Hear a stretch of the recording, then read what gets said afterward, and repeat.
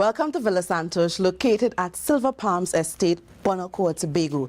This is our location for this week's episode of Let's Talk Tobago. Now, if you want to find out more about this villa and the lineup of stories we have for you this week, stay with us. I'm Patricia Nicholson-Richards. This is Let's Talk Tobago, and we're starting right now. Let's go. The UNDP has a Tobago Innovation Challenge. The Prime Minister's Best Village Trophy competition is back and promises to be a grand affair. And Tobago Library Services celebrates 75 years. Give praises, praises. This is Franz Job, the country boy, and you're watching Let's Talk Tobago. Do you have an innovative idea that can stand under the banner Tobago clean, green, safe, and serene? Well, this competition is for you. We have all the details in this story. Listen up. The Tobago Innovation Challenge is on. If you're a group, business, or individual with an innovative idea for an eco-conscious project, you can make your pitch under the theme Tobago, clean, green, safe, and serene. The competition is spearheaded by the Global Environment Facility Small Grants Program, GIF SGP, under the UNDP Accelerator Lab. We get projects for the environment and for social innovation. Under the environmental projects, we're looking at areas related to biodiversity, climate change, land degradation, chemicals and waste at international waters.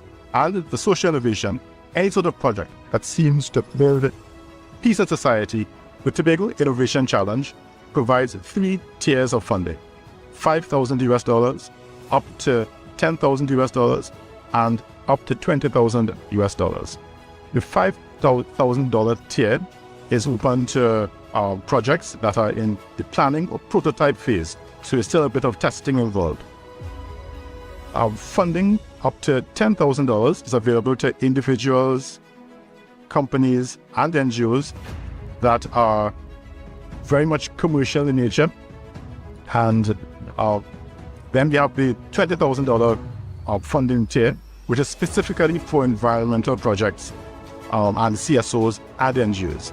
For the Tobago Innovation Challenge, the Accelerator Lab, together with the Global Environment Facility Small Grants Program, have prioritized Tobago because of the island's particular needs: its climate vulnerability, the proportion of its economy that is dependent upon rural economy, and finally, its strong emphasis on tourism. We think these things require a bit of a priority, and so we have the Tobago Innovation Challenge. To apply for the challenge, visit the UNDP TT's landing page at bit.ly/UNDP Tobago. You can also visit UNDP TT on social media to find out more. I'm Amadara Mills for Let's Talk Tobago. So if you're crazy about local culture, here's some good news. The Prime Minister's Best Village Trophy competition is back, and this year is its Diamond Jubilee. Now we have a little taste for you, from our crew to you. Check it out. So folk song, dance and theatre, those were the offerings at the prelims for this year's Prime Minister's Best Village Trophy competition, which kicked off over 2 days at the Signal Hills Secondary School. To find out a bit more about it, we're going to speak to the Cultural Officer too, here at the Department of Culture. Please come in. There we go. This year, we saw groups coming back to the fore, bringing it out, really upping the ante and really showcasing Tobago's cultural diversity, its glory and its splendor. And so last weekend was an opportunity for us to revel in nostalgia, in what we have achieved as a people, and it's something we look forward to every year, and we hope to see more of this at the national stage where we get to the finals later on in the year. This is kind of for the end of July into August, and we will see people who would have qualified in the various disciplines, in music, in dance, in drama, short story, poetry, Miss Lauren Revere. And you've heard it, pretty exciting stuff. So that's enough from the Luga and I. Let's go to the highlights shot by the Division of Tourism to check out what we missed. We go dance the We go dance the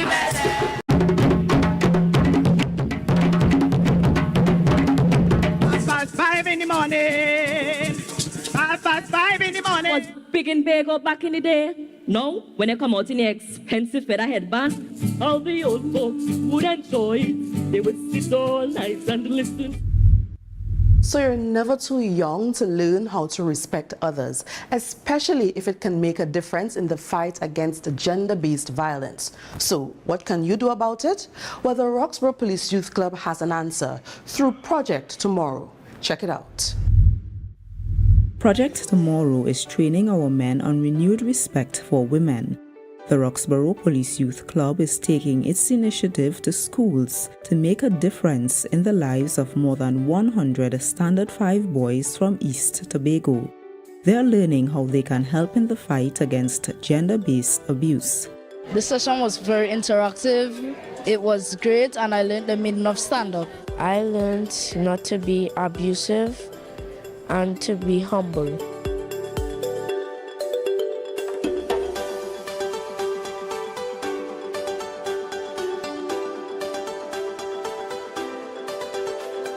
We know that a lot of violence happens at our secondary school, sometimes even with boys against girls. So that with a program such as this, it should assist the boys and give them skills and coping mechanisms to treat with those kinds of issues at secondary school. So that I think that this group that they're targeting is really good. We are preparing the young boys in order to be responsible, and therefore their behavior, what is expected of them, and in how they will embrace education and not being violent, but being respectable to our female and our women in terms of their behavior, in terms of their mannerism, in terms of their deportment. Project Tomorrow was launched last year and has reached young men in East Tobago communities and secondary schools. I'm Amadara Mills for Let's Talk Tobago. Guys, we have to take a break now, but stay close. When we come back, we tell you about the Tobago Library Services 75th anniversary celebrations. Stay close. Villa Santos is located at the popular Silver Palms development in Bon Accord, just 5 minutes away from the A&R Robinson International Airport. This family-friendly villa has 3 ensuite bedrooms and a large pool with a kiddie section. It's a great spot for your next vacation, whether you're cooking outdoors to entertain friends and a family or simply into Netflix and chill. It's also close to restaurants and popular beaches like Pigeon Point and Store Bay. I'm Carol Warner and you are watching Let's Talk Tobago. When last have you visited the library? Well, you'll be pleased to know that after 75 years, Tobago's libraries remain a safe space for persons to read and research. Let's follow Ryan McCool to the Scarborough Library. In the same way that you can build muscles in the gym, you can help train the mind in the library. As you can see, you can be readers, dreamers, explorers, researchers, authors, storytellers. Basically, the possibilities are endless. You can lose yourself in a book and develop the mind and train it in ways beyond your imagination. So to learn a little bit more about the library services, let's go speak with the staff here to find out about the services that are being offered in Tobago.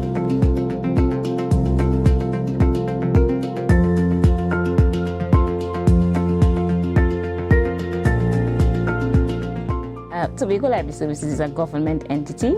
It falls under the purview of the Division of Education, Research and Technology. Its responsibility is to manage and deliver library and information services to the people of Tobago.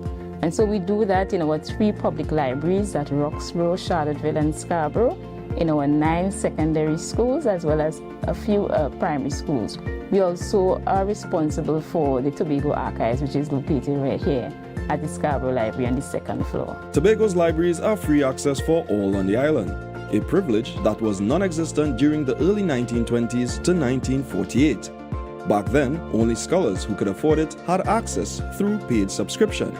However, with government funding and increased publications, the library's bookshelves have expanded, serving a much wider demographic. Now you have a situation where even the youngest child can come into the library and can find a book, can learn to read, can become literate, right? Our collection is not restricted just to print material. as in 1948. You have books that are available in non-print format, digital format. You have audio books. You have different types of materials and different formats that you can access. Reflecting on the past, Ms. Denoon remembers librarians migrating to Tobago, whereas today, the island has 9 professionally trained Tobagonian librarians. April 26, 2023 marked the library service's 75th milestone, which was celebrated with a collage of activities, including a commemorative walk from all former locations of the Scarborough Library. The theme for this year's celebration was honoring the past, embracing the present, and creating the future. And for the 75th anniversary, we had a week of activities, Monday to Saturday, catering to the different age groups that, frequent the library. The Tobago Library Services actively partners with external stakeholders to assist in its outreach programs in serving the visually impaired, remote communities, and even prisoners. To learn more about these services, one can visit Tobago Library Services on Facebook or visit your nearest library. I'm Ryan McCool for Let's Talk Tobago. Potholes in Tobago are meeting their match, or their mix to be more precise. The Division of Infrastructure is introducing this new technology to deal with the problem. It's called the cold mix asphalt technology. Let's find out more about this from the source.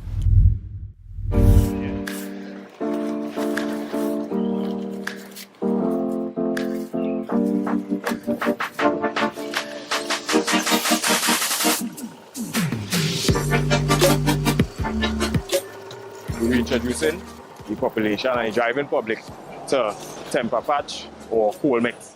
Basically, the area just has to be clean, dry, and you apply the temper patch. I must emphasize it is a faster way. Less manpower needed, not much equipment needed. So you could cover a wider area in a shorter time span. In terms of the lifespan or where this coal mix process is, it's believed to give you over a year. To the road users, as myself, I am feeling happy, not because I am in the division, but to see that they are trying their best to make the traffic rules and the road problems situation in Tobago a little bit more comfortable for drivers. Because drivers have been complaining for years about the road situation on the island. And bringing this new initiative, I think it's a good way to start, a good direction that the division is heading, and just want to commend them on it.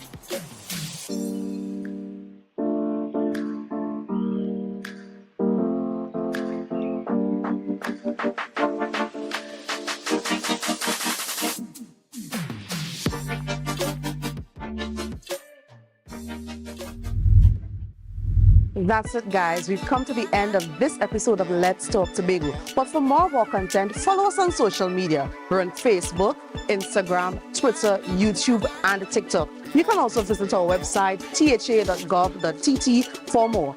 I'm Patricia Nicholson-Richards, and on behalf of all of us at the Department of Information, Office of the Chief Secretary, thank you so much for viewing, and see you soon. Bye.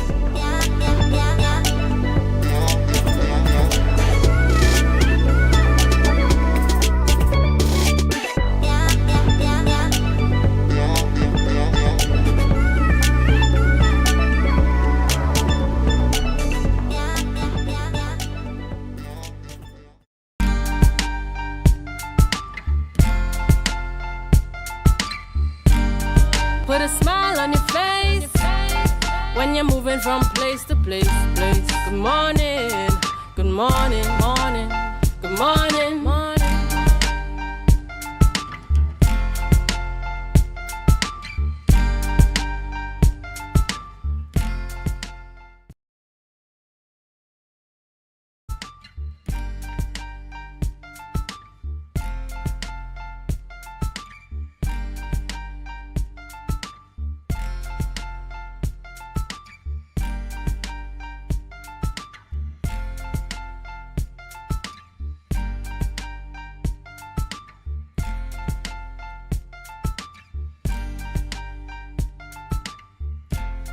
morning, viewers, and welcome to the Tobago Updates morning show, coming to you here live from the Port Mall in Scarborough, Tobago.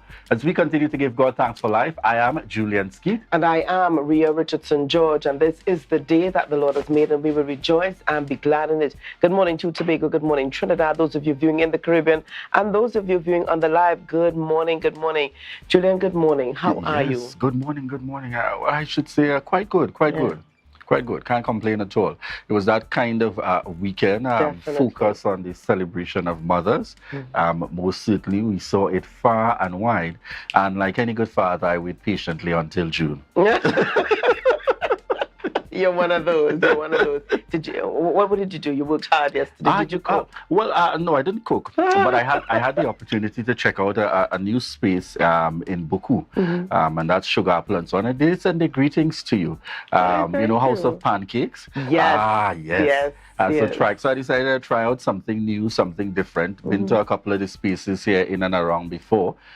Quite nice in terms of the experience at that space. So it'd be interesting enough. Perhaps we'll have to take a show there.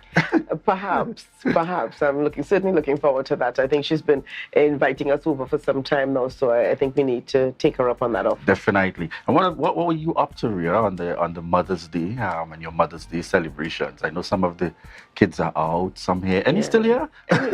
Only one, right? One. But it was a very quiet day for me yesterday. I did nothing. I went nowhere.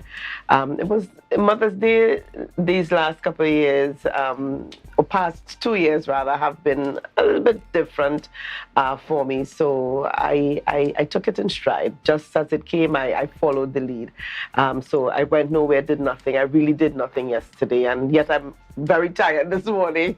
So, I'll leave it there. Yeah, I suspect camera and others, that's just too wide open. But certainly, and Rhea, kudos at that, because folks, it's important to note. She's saying that she did nothing, but that's important to note. You have to be in a household where someone else is doing everything in order for you to do nothing. So kudos to the husband and, the children there that certainly made this possible for Rhea Richardson George.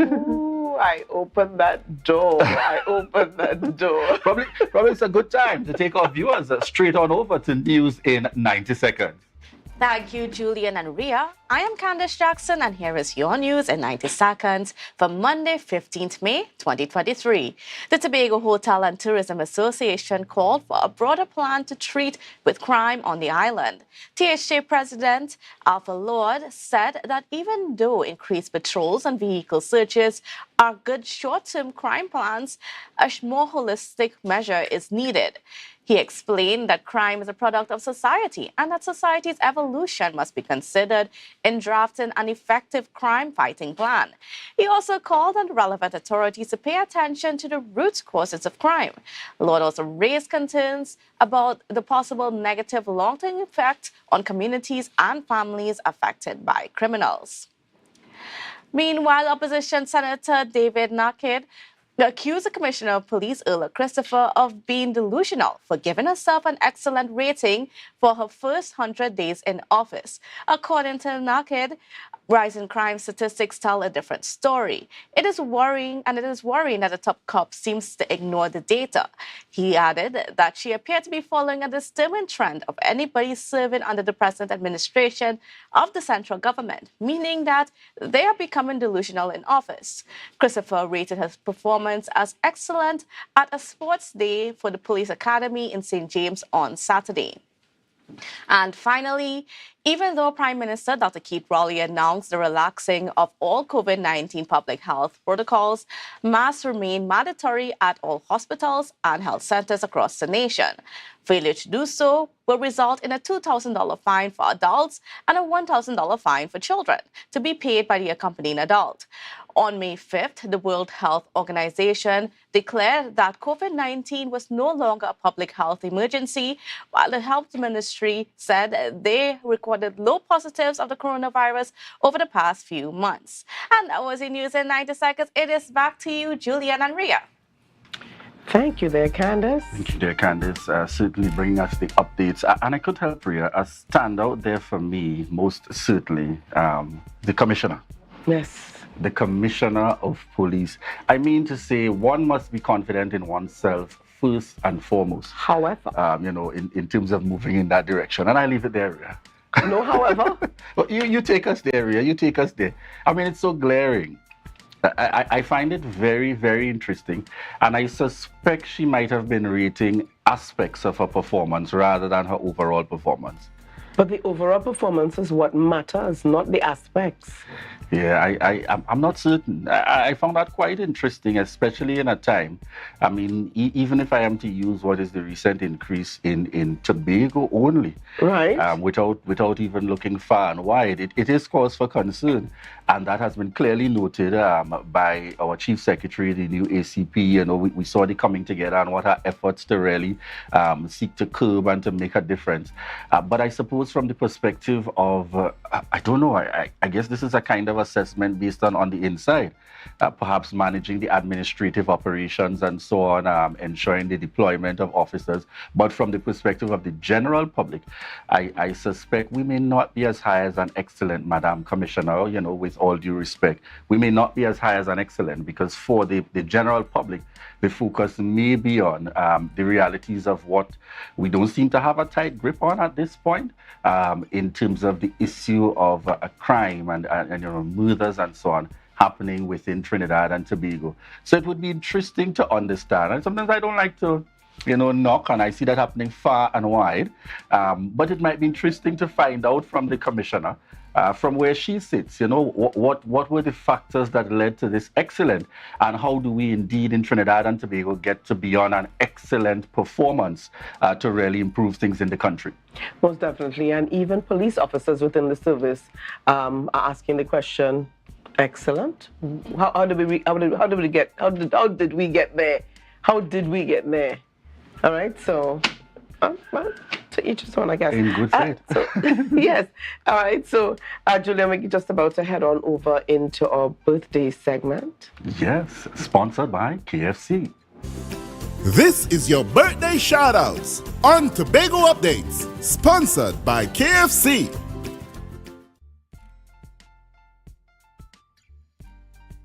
And we start things off this morning celebrating belated birthday greetings being sent out to Dwayne Cobb. So love going out to Dwayne from all of us here at Tobago Updates. Yes, birthday shout-outs. My very good friend out there. I know this is a Mayborn kind of month, folks. Kimoy John, wishing you a happy birthday. You know, and responsible for the apparel as well. Kimoy, wishing you a very happy birthday. All right, and belated birthday greetings going out to Edward Jones, fondly known to his family and friends as Ted Jones. All right, so love going out to you, Ted Jones, from all of us here at Tobago Updates. And we have on screen Dr. Anroy Otley, and certainly wishing you a happy birthday, and that's coming from the entire family, Mom, Auntie Purvis, Laverne, Verneris, the entire family. Your wife, Janine, I know they're enjoying some time here in Tobago. Certainly wishing you a happy birthday and God's continued blessings coming from the entire family. And we've got Wiggy celebrating a belated birthday greeting. So happy birthday going out to you today from all of us here at Tobago Updates. On screen, we have none other than Shari Guerra. And we're wishing you a happy birthday, Shari. We trust that you enjoy the celebrations. And I have no doubt in my mind, in the true spirit of a Mayborn, Shari is certainly going to continue to enjoy the birthday celebrations. All the best, Shari. All right. And who do we have here? We've got Chantal Sober celebrating her birthday. Chantal, happy birthday going out to you, and lots of love from all of us here at Tobago Updates. And we have on screen a Christy Joseph, and we're wishing Christy Joseph a belated birthday. Continuing to wish you God's blessings, and we trust that you had a great weekend, and let the celebrations continue. You're Mayborn, have fun, enjoy. And Arlette Frederick celebrating her birthday. Arlette, lots of love going out to you from your Tobago Updates family. Trust that you enjoyed. Continue. According to Julian, it's May. It's the month of May. You celebrate all month long. Yes. On screen, we have Deanne Clark, and we're wishing you a happy birthday, and we trust that you continue to enjoy the celebrations. Happy birthday, Deanne. That's right, from the entire family. And this is my girl, Donna Grant Moore, celebrating her birthday. She celebrated yesterday, so happy belated going out to you, Mrs. Donna Grant Moore. And this is another shot of her hair doing what she does best, smile a while. That's right. Have a great one, Donna. Lots of love going out to you. And on screen, we have Alana James. And we're wishing you a happy birthday, Alana James. Trust that you continue to enjoy the birthday celebrations. That's right. And we've got Garnet Lawrence celebrating his birthday Can't miss today. this gentleman at No, all. you cannot. You cannot. My brother husband and of? friend, husband of Tanessa Lawrence, celebrating her birthday. So love going out to you, Garnet. I call them the Energy Family. I love it. That's right. That's right. Love going out to you from the entire Wesleyan family and all of us here at Tobago Updates. Certainly. And want to wish a happy birthday also going out to my very good friend out there, Charlene Frederick Turner. All right. Rhea, do you know Turner? That connection? Right. Certainly wishing you a happy birthday and God's continued blessings. She celebrated over the course of the weekend. And we trust that you continue to enjoy the week. Very good friend on screen, and as you can tell, into fashion as well. Certainly want to take this opportunity to wish a happy birthday to Renessa Ortez, and she's responsible, actually, CEO of Ren's Creates. So certainly want to wish her a happy birthday and God's continued blessings. And she is wearing, Rhea, one of her very own creations. I'm loving the color. Loving the color indeed. A standout kind of combination. That's right. Statement piece. Yes.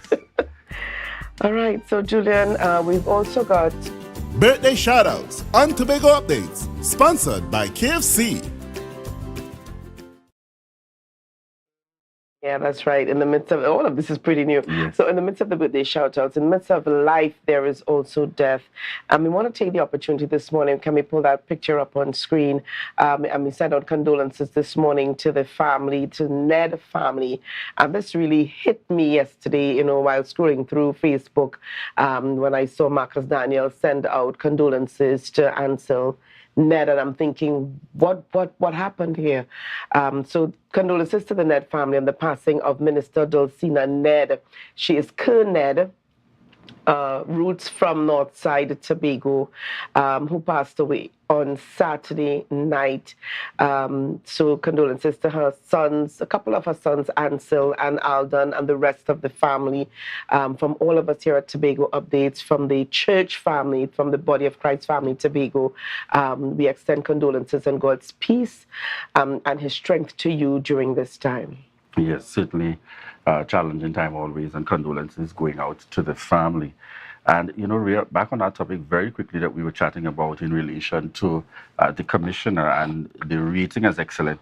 I see, and this is what I'm talking about. It has to be a matter of perspective, because I see one of our viewers indicating here, crime is high because of the judiciary, not the police. So that's a very interesting perspective. The rate at which cases are treated within the judicial system. And I think that was a topic quite recently. Things were taking so long to be processed. Persons were being so long to be, one to be charged and then to be tried.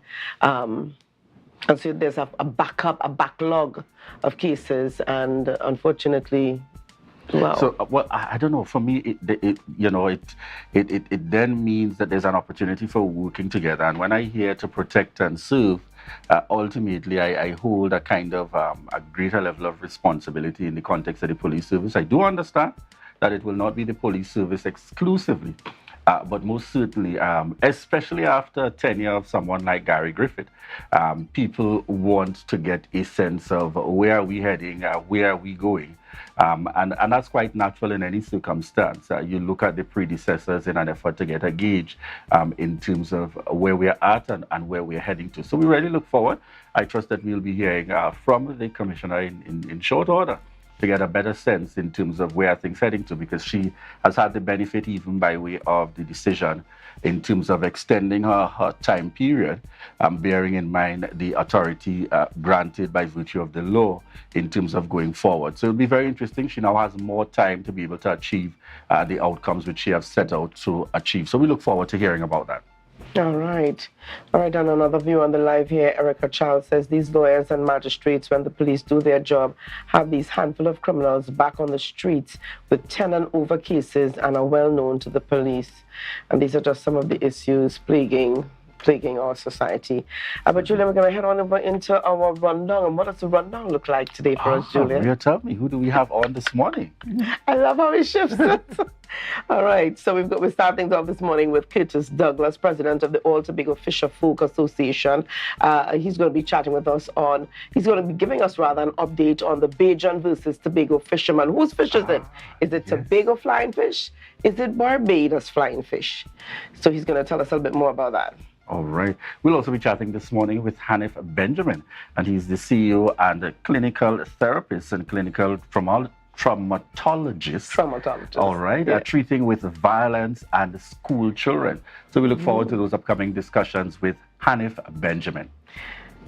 And we're going to be wrapping things up this morning, chatting with Joseph Jordan, Sergeant of the TTPS, he's going to give us updates on the TTPS and the juveniles committing crime. And we've been seeing, an increase in young persons or juveniles and crime here throughout Trinidad and Tobago. So he's going to give us an update on what's been happening. Yeah, I suspect I should probably say it before the interview. He might be at liberty to comment. He's performing excellent. Let's give everyone an excellent, and let's work forward in our country. But it's a discussion we've got to have. It's a discussion we've got to have, because if we do not put some kind of general indication on an assessment, my greater fear might be, we might be led to think. So I may be thinking that I'm doing excellent, but ultimately the people I am serving or those who I am supposed to be securing may have a different view, and it's a real cause for concern if I feel that I am performing excellent. That's right. But they do not feel so, but I am not even aware or concerned or conscious of what the assessment is out there. So we look forward to that conversation. As I said, it's better I say it early enough. He may not be able to comment on his boss in the circumstances, so I won't put him in that position. We also want to thank you so much for continuing to choose the Tobago Updates morning show as we continue to connect here with you each and every day. Those of you joining us via TV, those listening in on the radio, and those of you online, we want to remind you that this is your opportunity to share the live, share the live, share the live.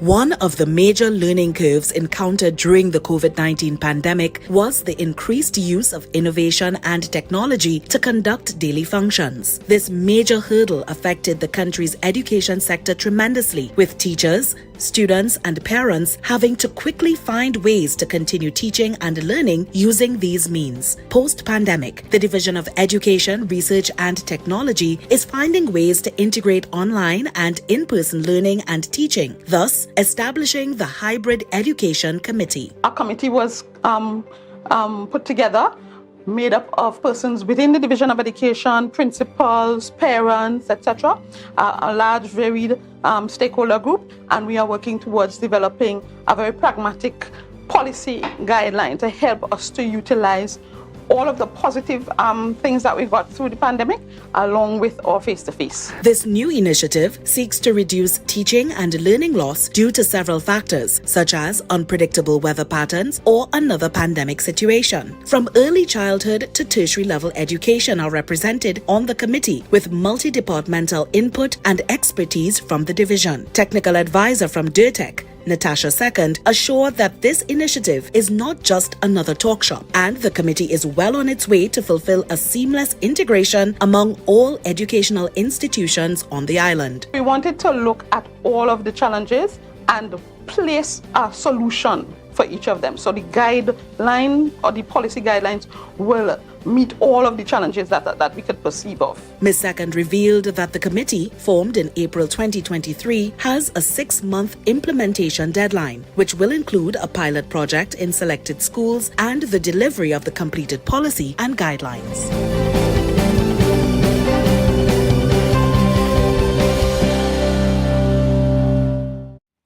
Good morning, viewers, and welcome back to the Tobago Updates morning show, coming to you here live from the Port Mall in Scarborough, Tobago. We are just at about 7:17 a.m., and in this segment, we have the opportunity to chat with Curtis Douglas, president of the All Tobago Fisher Folk Association. And this morning, we're speaking on the issue of the Bajan and Tobago fishermen. Curtis, good morning to you. Good morning to Tobago, and, share the live. Indeed. Share the live.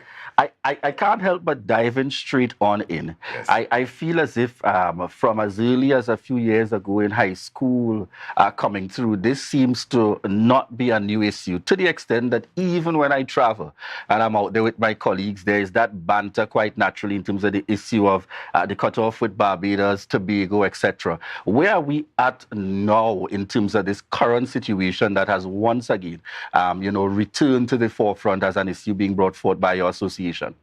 We're no better off than how we were 5 years ago. As a matter of fact, Julian, the situation has become dire worse, because now we are seeing where, as I would have expressed as the All Tobago Fisher Folk, would have expressed the overfishing in our waters and the lack of revenue that we are being, as Tobago Fisher Folk, are being able to receive over the last 3 years. It's really, really gravely dangerous, and we really at a borderline now whereby if something is not done immediately, it will drive us to the brink of extinction of getting some of our main staples, and also it will be a concern for security issue if this shall remain in the direction in which it is heading, navigated by the Prime Minister of Trinidad and Tobago. All right. Let me go back to getting a better understanding. In terms of the sea itself, who is responsible? And I'm being very deliberate here. Who is responsible for that kind of demarcation? Because it's not like on land where we have a wall that's built. But who is responsible for managing that maritime space out there to help to bring some ease or defining the situation? Where do you suspect the fundamental issue is rooted in terms of correcting this problem? Correcting this problem is quite easy. The first thing we have to learn to do is get rid of any political affiliation with any party, and let's deal with country. All right? 1, the THA is responsible for 6 nautical miles. So it limits the THA or the Chief Secretary what he can do in that aspect. 2, the Prime Minister is basically, not the President said, but the Prime Minister is who conduct the day-to-day business in the country. So he has, and the Cabinet. So they are responsible for the economic zone of Trinidad and Tobago. 1, they have defined Tobago to a meager a distance of 6 nautical miles. And anything outside of 6 nautical miles is Trinidad, is no longer Tobago. So a lot of people been going out in sea and catching fish and believe that they're in Tobago waters. Quite honestly, on paper, that is Trinidad. It was explained and expressed because they have defined Tobago, but they have not defined Trinidad. So you find all of these oil wells and stuff like that, they are saying it's Trinidad when it really is Tobago, because there's no definition of Trinidad, but there's a definition of Trinidad and Tobago. So basically, when we speak about boundaries, we are talking about Trinidad and Tobago because we are one country. Tobago is an island that develops to make it one country. But the decisions that are made for Tobagonian, the major decisions are made in Trinidad.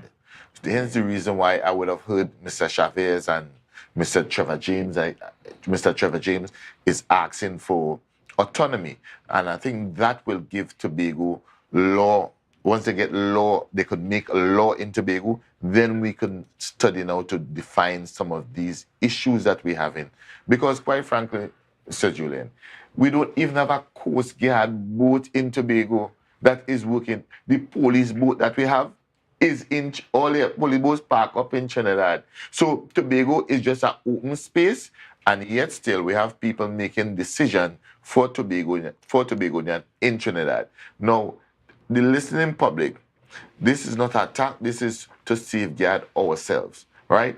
Trinidad, as we know it, as I said, although I would have defined Trinidad and Tobago, but the fact is Trinidad do not have flying fish, right? Secondly, Barbados do not have flying fish. All the revenue and the flying fish come from Tobago. It's a Tobago issue. And when we have Trinidadians making decisions for Tobagonians, that is very scary because it does not affect them, but it will affect us. And I'm saying this without any apologies. In the next 5 years, we would not have the pleasure of kingfish, dolphin, tuna, and all this stuff, because when they kill out the flying fish, what would the fish feed on? There is no feed. And if there is no feed, there will be no fish. They will go directly to Grenada or etc. Right? We don't have to go 30 and 35 miles just to have a yield. So you can imagine, because I was saying 8 years, and the fisher folks and them is saying, Mr. Douglas, no, it is not 8 years. It is less than that. It's right now is the straw that will break the camel back. And what we would have done to see how best we could massage the situation and sort of like oil-line the situation, we decided was to write a letter to the Prime Minister. We wrote a letter to the Prime Minister on the 12th of April, and we would also convey that information to Ms. Shamfa Kodjo and Ann Webster. And none of them have Tobago representative have replied. None of them have replied to say, hey, we were elected to represent the people of Tobago East and Tobago West, right? None have replied. None have replied. The only person that tried to set up a meeting with his hands tied was the Chief Secretary. That was the only person. But in terms of representing, we have issued these letters to these people, and none of them replied. We even go so far to even realize, hey, nobody replying to us. We sent to the opposition leader, no reply, right?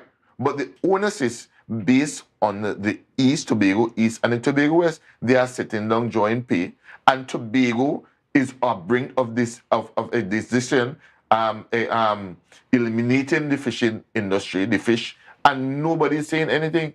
Julian, make no mistake. By the end of this week, Tobago people will talk, and we will speak in the manner in which we ought to. And make no mistake as well, as I said, this is pushing in the direction to become a security issue whereby Tobago have to fight for survival, because there is no correspondent, no working relationship because of what? This, when a prime minister and a minister get in the office without favor, but we are seeing favor here.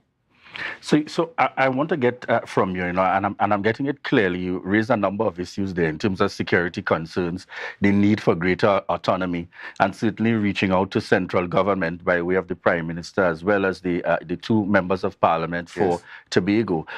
What is anticipated, in terms of the next step? Because what is clear is that we've got to find a solution. Ultimately, what I'm gathering is we continue to have the risk out there as it relates to when there really might be collisions between Barbados and Tobago meeting up on the outside, but more than that, the issue that you've raised in relation to overfishing, which therefore creates a situation where our very own Tobago fishermen are not able to derive the kind of benefits from our waters. Under those circumstances, as I mentioned to you before, this is not a new issue. What are you hopeful of in relation to either a response that comes through central government with a firm sense of direction, and or is there a follow-up course of action that you'd be required to take? I think Tobagonians are very peaceful. We are very quiet. We don't believe in we don't light tires and cut trees. But the all Tobago fisher folk, along with all the fisher folks in Tobago, are gathering. We are gathering numbers to have a evasive action to let our voice be heard, because if it cannot be done in a peaceful manner, in the terms of you do not want to deal with us, there's the United Nations. There are people that we are willing to reach out to in a very educated and very innovative manner. We don't believe in carrying on and violence, because we are not violent by nature. I think we are very intelligent. As you could see, we would have displayed Tobagonians in high office in this country and contribution to this island and the development of the country. So we know before the end of the week, you will be informed about what is our next action and what we're going to do. And we just don't want to action. We want to explain what we expect. We expect the Prime Minister or the cabinet, because you're not hearing about this in Parliament. You're not going to hear about anything about Tobago in Parliament. So we have to do what we have to do for Tobagonians, right? So we expected to have a conversation. It first starts with the conversation. And then we have a team that delegated from Tobago and Barbados, and we must have that discussion in the terms of navigating the way forward. In the method in which they're using, that is creating great harm and threat to our survival and our food security, and what what method we intend to use now to preserve and also to help that Tobagonians could be able to reap the benefit of the natural resources, and also Barbados should be able to reap the natural resources, because the flying fish is a symbol of the nationality, who they represent, and etc. Like how, they say crab and dumpling is Tobago, right? Yes. So we have no problem in working through, building a greater CARICOM, but we would not sit by and be advantaged upon how we've been advantaged by for years that been taking place. We believe time has come for us to say, hey, stop. Let's sit down and revisit the terms and condition in which you all come and participate in our natural mineral, so that we all as Tobagoan and Bajans could be able to survive and have sustainable food security for all. Because the present arrangement or the present method in which they are using is not sustainable and is not cost effective for no one, but is dangerous for especially the people in Tobago. What do you say to those looking on that make the comment, well, I get my fish anyway, so I'm not sure what the real issue is? How do you respond to that? What's the kind of long-term impact if things do not improve going forward with this issue? Mr. Julian, when the borders was open and the Tobago fisher folk was observing that there was a lot of illegal trade where we believe or we assume that illegal stuff was coming into Tobago. We came and we were warning the Tobagonians, we were warning the people in charge. Now we're seeing a lot of gun crimes in Tobago. When things are happening, people play a deaf ear to it and say, well, hey, nobody ain't shoot me. I ain't waiting for nobody to shoot me to understand that there's a gun issue and there's a crime issue in Tobago. We are trying to prevent that. Julian, trade is starting to happen with the Bajans, right? With certain things. Alcohol. What next? We don't know what is happening. We have to stop that. They're getting fish today. Look at the size of fish that you're getting. Look at the size of dolphin that is coming. Well, last you would have seen black-eyed kingfish in abundance. There is a depletion in the catches that we go in. We used to go 5 miles, Julian. Could I go and take a rod and go lucky to catch a big snapper? No, you have to go further, right? So we are saying that it is our food security is under threat. But as Tobagonian, we have to take the necessary precaution to ensure that our kids and grandkids will be able to partake in some of our natural tradition, which is our food-based security, which is the kingfish and the dolphin and the tuna. Now you're seeing what happened? They're catching the same tuna and give it to us in tins. We ought to start to prepare ourselves for food security in this country. So when a person says, oh, I'm getting me kingfish and dolphin, in what quantity? And look at the price that you are paying for the same thing you used to pay $10 and $15 for now. Look at it. I know everything is going up in the cost of price, but we have to learn to take precaution. You hear the old people that say, prevention better than cure. Cure. And to answer some of that question, not same time green bush drop of water, it is rotten. Remember that. Take time, not lazy, but we have to work with the science and also our experience. For the benefit of our international viewers, Correct. With green bush dropping in water, it simply means you will only sometimes see the effect down the road. It's really an interesting perspective that you're bringing forth here, notwithstanding your responsibility in the first instance as fisher folk, but also looking at what are certainly some broader Tobago conversations, Trinidad and Tobago conversations, the issue of autonomy, the security issue that is affecting us, and so on. But we're just out of time, so we got to leave it there for this morning. But most certainly, very strong position being taken here by the All Tobago Fisher Folk Association, and we certainly will be keeping in touch with the happenings as we go on into this week. This is a call to the Prime Minister, a call to those at the level of central government. Let's give the necessary responses, even if it is to sit down by starting with a conversation intended to ensure that Tobago benefits accordingly, especially coming out of these circumstances. Thank you very much, Curtis Douglas, for joining us here on set, bringing updates to us on the issue of the Bajan and the Tobago Fishermen Connection. Viewers, we want to thank you so much for continuing to choose the Tobago Updates morning show. At this point, we're preparing to head on over. We will be connecting in our next segment with Hanif Benjamin as we discuss treating with violence and school children. All right, viewers, and at this point, let me invite Curtis to join in with me since he has done so well, and to remind our viewers that this is your opportunity to share the live, share the live, share the live.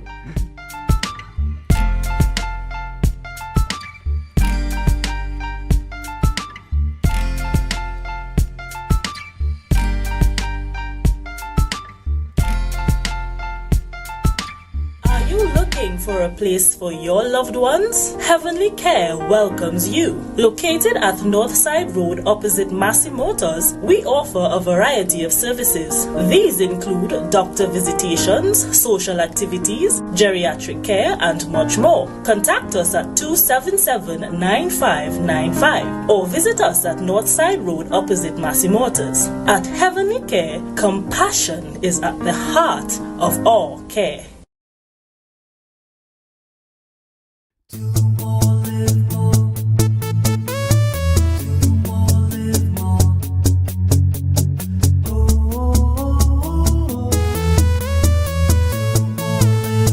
This is how it's gonna go.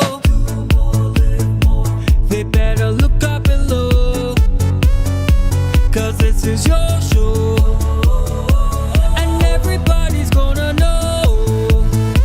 Say it to them once again. They better look up and look.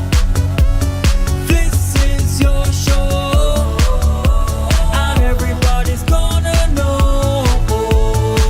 That's how it's gonna go.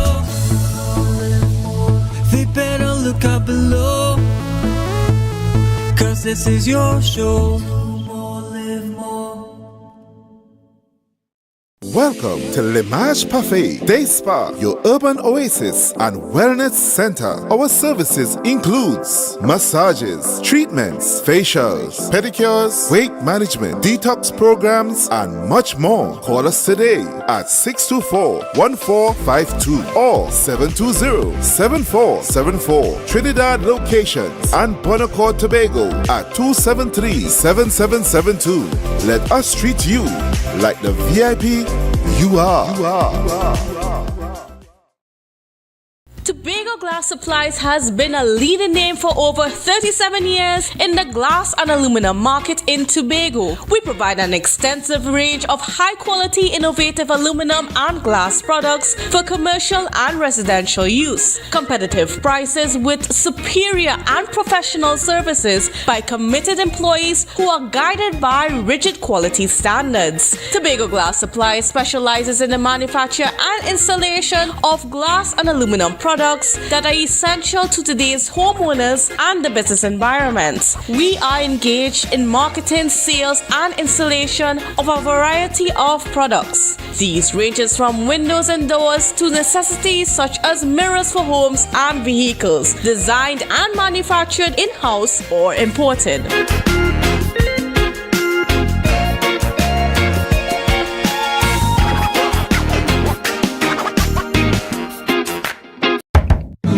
From the experts that created the Zinger sandwich comes the KFC Crispy Barbecue Zinger.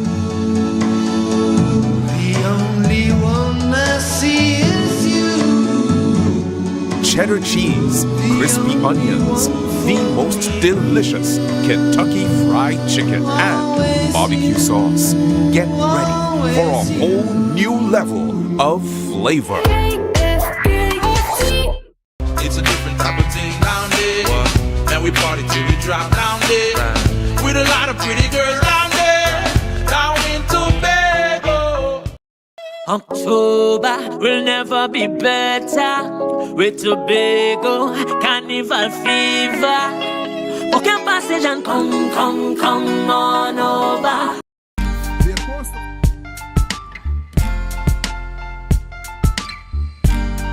Put a smile on your face when you're moving from place to place. Good morning, good morning, morning, good morning, morning. Good morning, viewers, and welcome back to the Tobago Updates morning show, coming to you here live from the Port Mall in Scarborough, Tobago. In this segment, viewers, we are chatting with Hanif Benjamin, and we are speaking to treating with violence and school children, the issues there that we continue to face as a nation, and what kind of tends to be the high publicity that's being received now, interesting times that we live in. Hanif Benjamin, good morning. Pleasant good morning to Good you, morning. Tobago, and all the viewers and listeners throughout. All right, good morning to you as well. As we get the conversation started this morning, we are facing what appears to be changing times within our society. And by that, I simply mean the advent and the impact of social media. Where I want to start at, would you say that there's a fundamental change in the extent of school violence, or what we are seeing really and truly is greater publicity that's coming out, which may be having a very negative impact on our society? Julian, I think it's a combination of that as well as a lot more. But you are quite correct. We cannot negate the fact that school violence have been with us for a long time. But with the advent of social media and everything and everyone is now phone savvy, you find that we are seeing it a bit more. But let us make no mistake at all. Our society is a violent one, and our children have been exposed to community violence in real life, as well as unsavory violence throughout our social media, as well as the movies that we look at. So our society in general is a violent one. And of course, because children are who they are a microcosm of what we see and experience. So we cannot see and experience violence in our community and then be shocked when we have violence in our school. It is just a continuation that we see. So definitely it is a combination of both social media as well as a different level of violence in our society now. Now, Hannah Benjamin, again, good morning. Now, school fighting is nothing new. Are you hearing me? I am. Okay, school fighting is nothing new to our society. I think I've had my share of school fights, and I'm talking over 20, 30, 40 years ago. But it was nothing like what we see here today. In the news this morning, we see where a boy 17 is held with an AR-15 magazine and ammunition in Sandy Grande. Just last week, we saw on social media a fight right here in the heart of Scarborough that resulted in students clad in school uniforms, moving from the sidewalk into the middle of the street. Cars are stopping, vehicles are stopping to allow them, I'm not sure for the fight to continue or to not injure or harm these children. My question is, when we, and I'm not looking to play the blame game here, but when we look at our society, like I said, this is nothing new. How did we escalate to the point where Students are being injured. We're looking at guns. We're looking at knives coming into the schools. We're looking at students seeking to cause bodily harm, bodily injury. It's not just a push, a shove, and a curse, but it is the desire to shed blood. How did we reach here? You know, you're raising some critical points, very, very critical. The intensity and frequency definitely have moved over the years. And I blame the fact that our children are exposed to extreme violence. I think that is one of the major cause that is causing our children to be as violent as they are. I also see where the pandemic would have also included children frustration and stuff like that. But more importantly, I speak about the 17-year-old with the AR rifle, and in the recently concluded symposium on crime, we learned that there are over 5,000 dropout students in gang violence. We learned that major crimes are committed with children, with people between the ages of 15 to 25, which is youth. And so we have to ask ourselves the question, are we doing what needs to be done for our young people? Disappointed I am that at the end of the conference, while guns are the major violent tool, what I took away from the conference is our youth are in crisis. That is what I saw. Our young people are in crisis. And the more we seem to not understand that fact, the more the violence will continue. We have children who have, in the last 10 years, lost the power of supervision in the evening because traffic is just horrendous. People are working longer hours. So it means that our parents are on the road more than they're at home. Who is supervising that child in the afternoon? You have to remember that gang and gang leaders operate 24 hours a day, every day. We take time. We operate from 8 to 4 and 8 to 2. I have been saying we need to bring in a holistic after school program that is designed for young people. Our scout program at one point had thousands and thousands of young people. We don't see scouts in every school. Our Girl Guides, we don't see that in every school. We don't see cadets in every school. Our sporting program in our school has been reduced. Our after school activities have been reduced. When I went to school, I had the benefit of pan music, dance, drama, art. All of those things were done after school. But over the last 10 years or so, or even before that, we saw a dwindling to some where it's non-existent. And I believe, and the old adage says it best, idle hands are for the devil's workshop. And so when we leave our children idly and idling by, then what we expect when the gang leaders are doing what they need to do. And that now is coupled with community violence. And when we see community violence and these community drug lords and other leaders are having the best cars, the best clothes, the biggest jewelry, there are some children who are not in line with academia and stuff will go towards the easy money. And because guns and drugs are flowing in and between Trinidad, it means that there must be people to protect the drugs. And in order to protect the drugs, you need the guns. And a lot of what we see is a lot of turf war. And therefore, if we are not extracting our children from the drawers of these violent people, then we're not doing our job. And so my answer is let us use these monuments as schools and create a robust after-school program that will see students in school from 2:30 upwards of 6. Not only are we just creating a program, but we're going to have food and feeding the children, so jobs.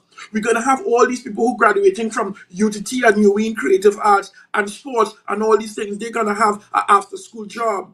We could also include in that program our Venezuelans who are living in Trinidad as well, because we have a situation where these people need to learn to speak English. We have where the children need education. So much more can be done.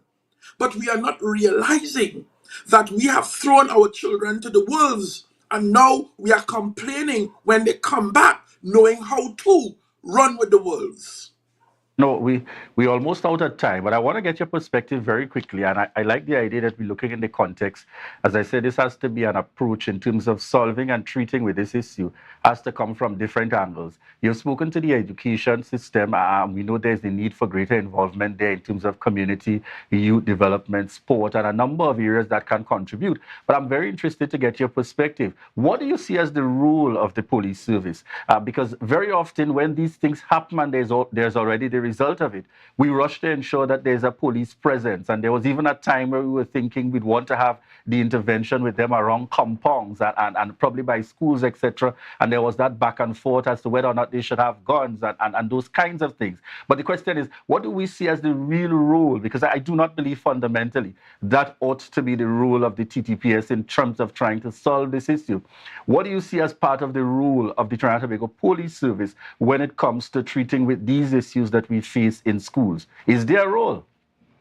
Of course there is a role, but what I would like to see is our leaders stop using TTPS as a scapegoat, because it is not the role of TTPS, in my view, to be in any school to quell or to guide. We have principals and teachers and guidance counselors and social workers. Let us use the network that is available, which includes the police. Right? I believe that police role should be more of a guidance and directing, as well as providing social norms, behavior norms that we can teach our children.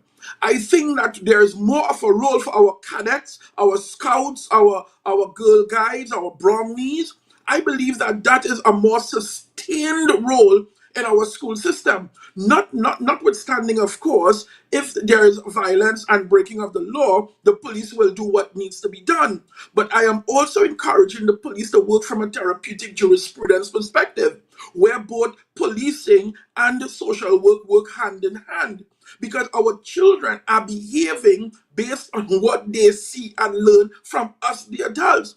And too often it is easier to punish our young people as opposed to going after the people who are responsible for making the young people behave the way they behave.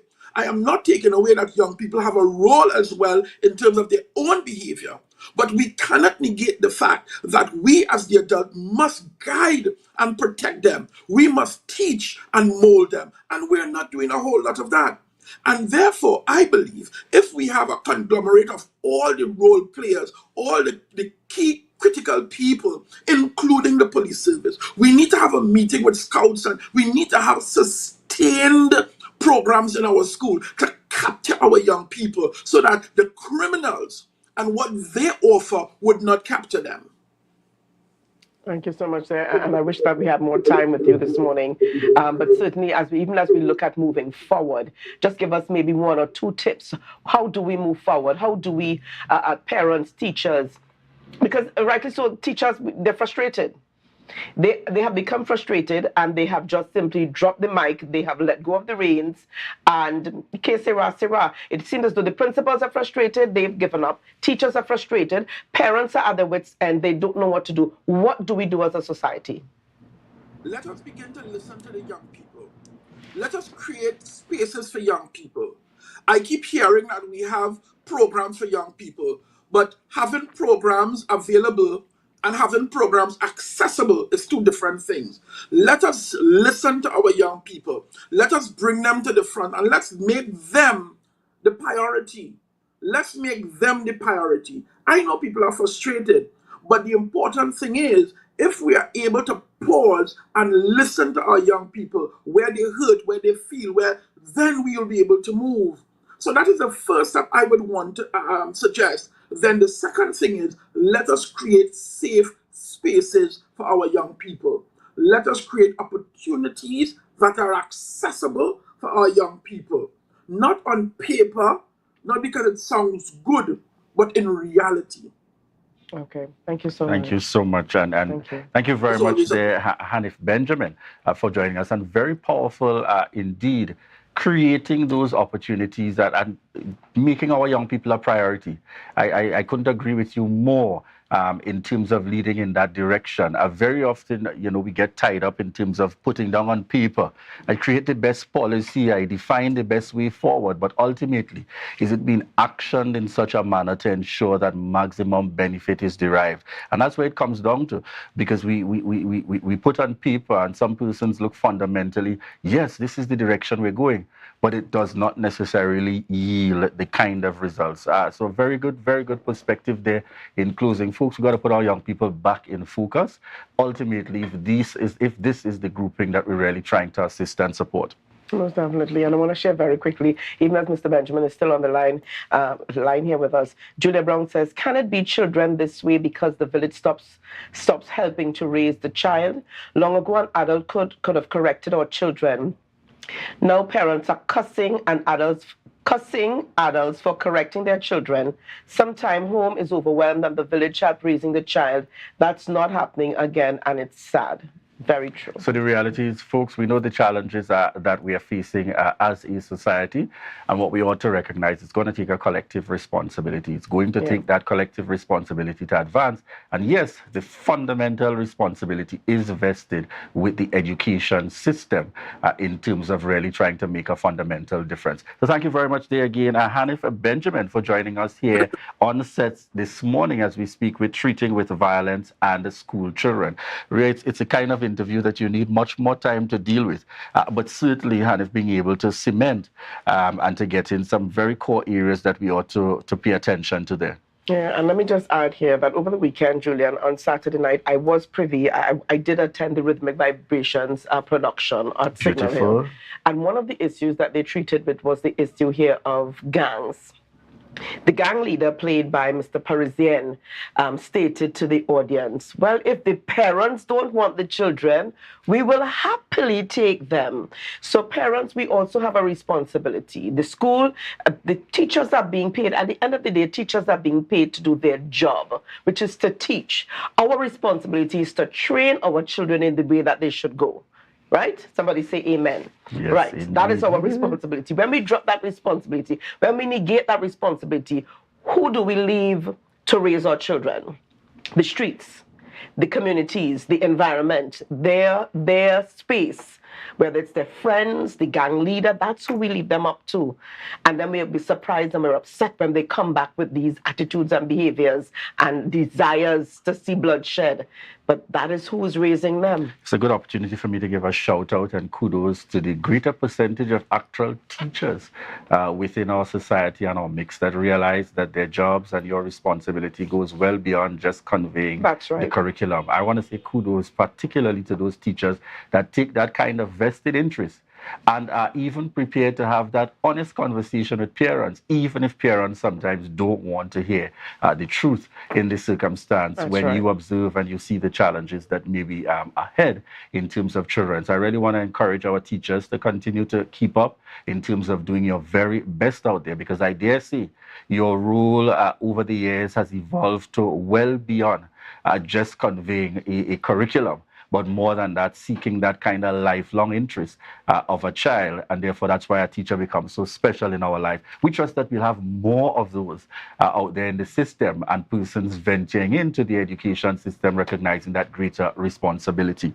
All right. Who do we have up in the final segment this morning? All right. So we're going to be wrapping things up this morning, chatting with Joseph Jordan, Sergeant of the TTPS. The focus this morning is on giving us some updates on the TTPS and the juveniles committing crime. So we'll chat some more about that. All right, viewers, we want to thank you so much for the continued love and support and for choosing the Tobago Updates morning show. This is your opportunity to share the live, share the live, share the live.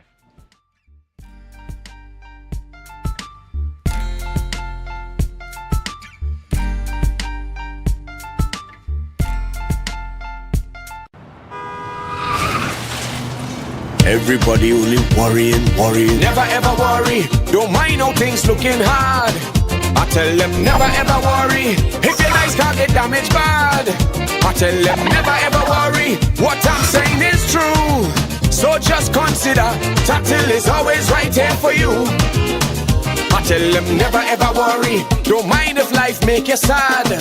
I tell them never ever worry. If your house get flooded out real bad, I tell them never ever worry. worry, what I'm saying is true. So just consider, Tatil is always right here for you. I tell them never ever worry if sickness catch you off guard. I tell them never ever worry if times fall on you real hard. I tell them never ever worry, what I'm saying is true. So just consider, Tatil will always be here for you. Never worry about a thing. Tatil, where people are people. You know what I mean. Sign up, save, and win every day with Digicel Plus. You could win a tablet or a TV every single day. Just sign up for Digicel Plus and like yourself. Visit digiceltt.com or a Digicel store to sign up now. Promotion ends May 19th and is approved by the NLCB. If you see or know about a crime, report a crime safely and anonymously. Call 800-TIPS. Help stop crime. You can play your part safely and anonymously. Report a crime. Earn a reward. Call 800-TIPS. Help stop crime. Be a hero. Champion. Fearless citizen. Be a crime stopper safely and anonymously. Call 800-TIPS. Help stop crime. October will never be better with Tobago Carnival fever. Okay, passage and come on over.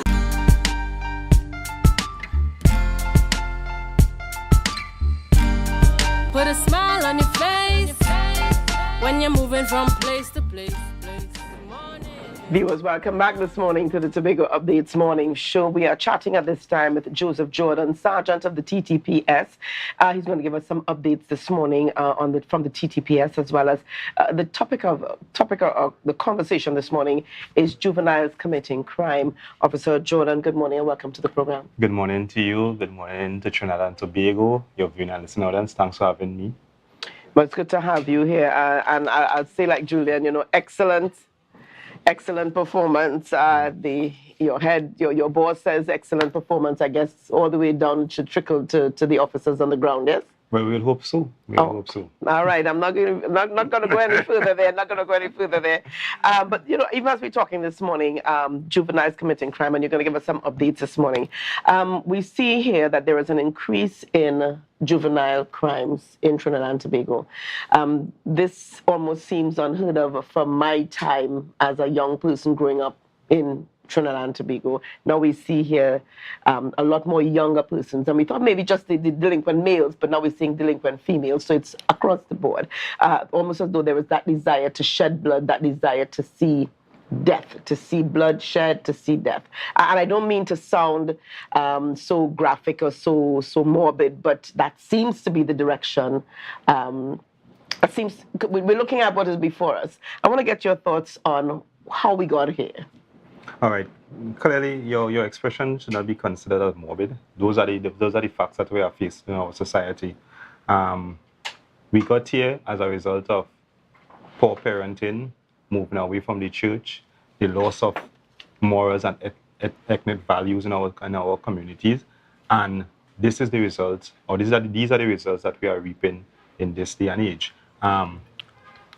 What we have discovered and what continues to be trending, as was discussed in your previous program I was listening in, the gang leaders are seeking the interest and providing that level of support for a lot of young people. And in one of our avenues, in one of our ways, in order to stop or to reduce these level of crime, we need to prevent these young persons from joining the life of these gangsters or this life of glorified wealth. Because what is happening there, the large sums of money and power are being attracted to, and this comes at a price. So basically, when you meet young persons, especially those who are engaged in this life of crime, they are telling you if they live to reach 25, they are considered an old man in the business. So they are actually prepared to die, and unfortunately, when you are prepared to die, at such a young age, it tells you, right, you have nothing to live for, and therefore you do not care about anybody in your society as to how violence may impact your home, your neighbor, your extended family, the community, the country at large. And this is where we need to put our wheels, or rather our shoulder to the wheels, and push back against the criminal elements, because we cannot continue to go down this path. And yes, it is the responsibility of the police service, along with under the Ministry of National Security, to ensure the safety and the well-being of our citizens. However, all persons need to play a part, all hands on deck. So we are in a very dark, we are along a dark path. However, we cannot give up hope, and we are calling for all persons to play their part in order for us to regain the safety and the security of Trinidad and Tobago. Now, as a member of the TTPS, I am sure that you've heard persons say it's the police fault. The police are to be blamed for this.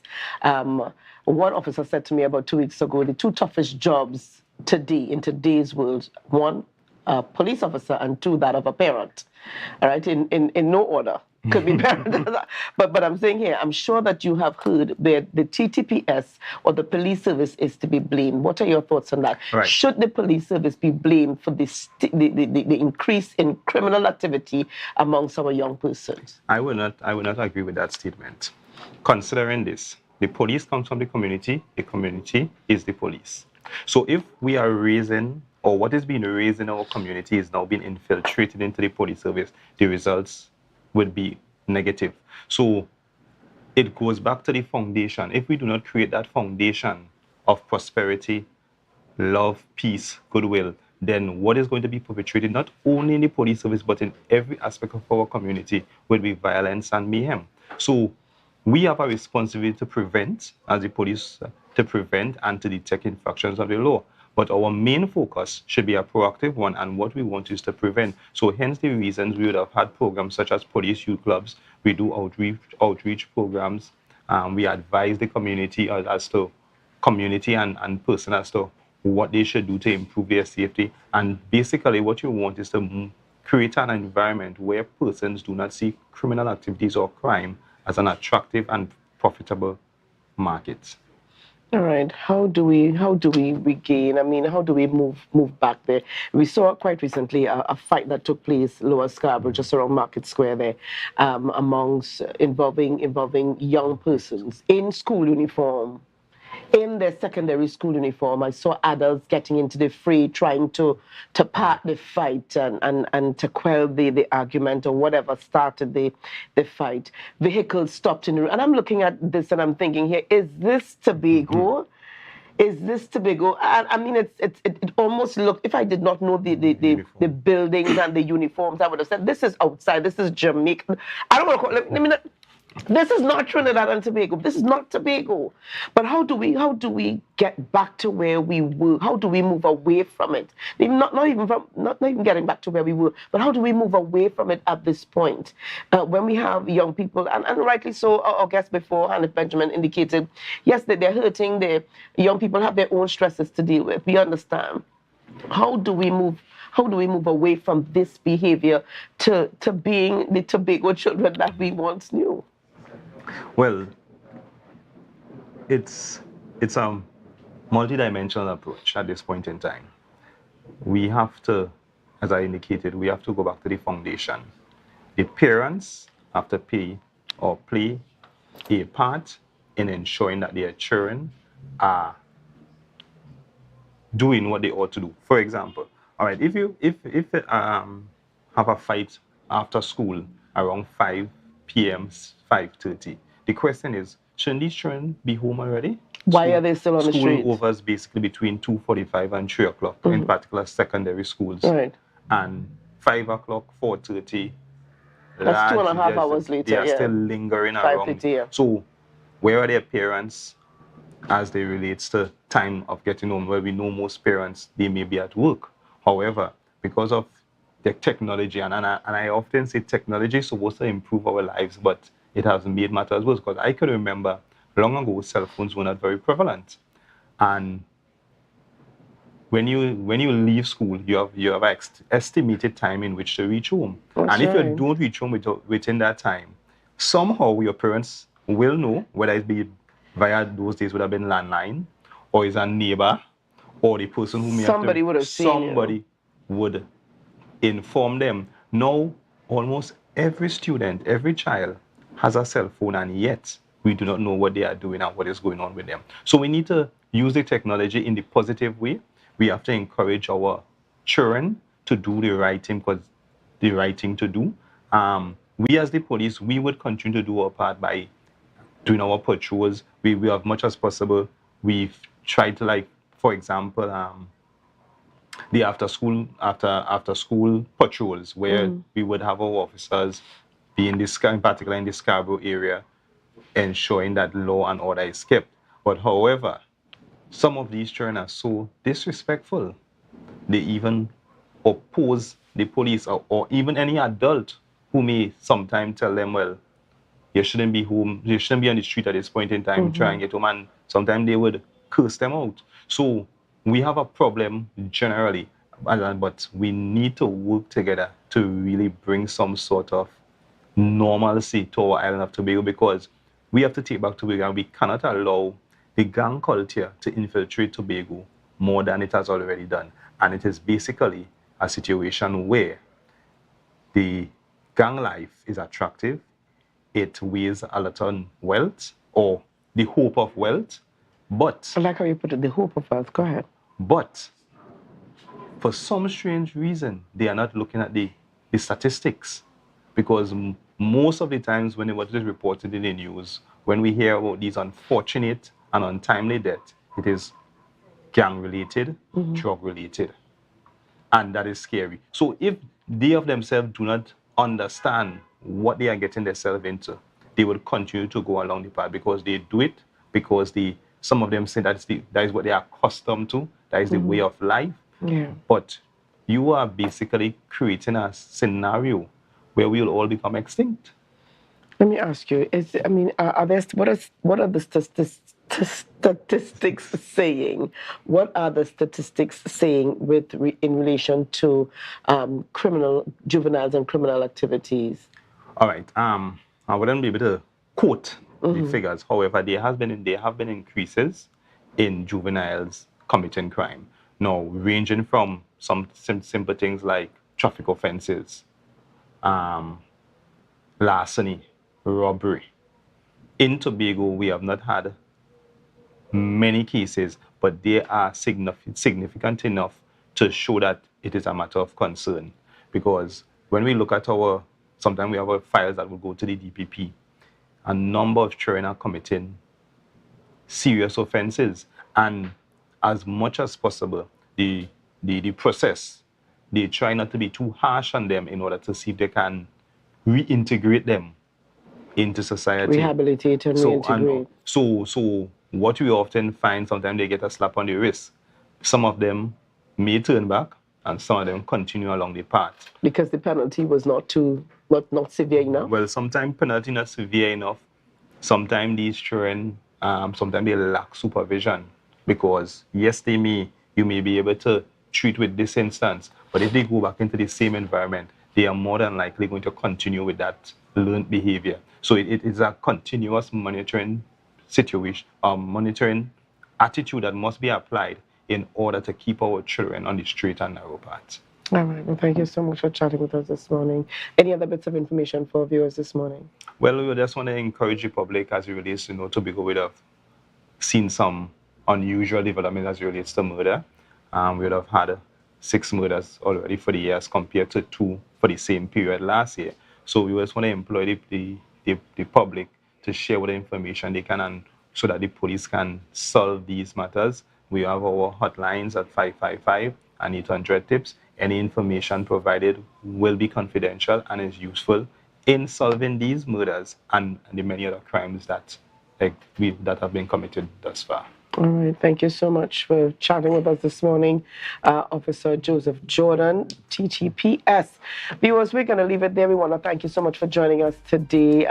Thank you so much to all of viewers on the live and as well on Gael and M&E TV. We say have a great day. Stay safe on those roads. And remember, any information you have, please share it with regards to these crimes that are being committed in Tobago. See something? Say something. Have a great day, Tobago. We're going to head on over into Tobago Notes and GMT. Bye-bye.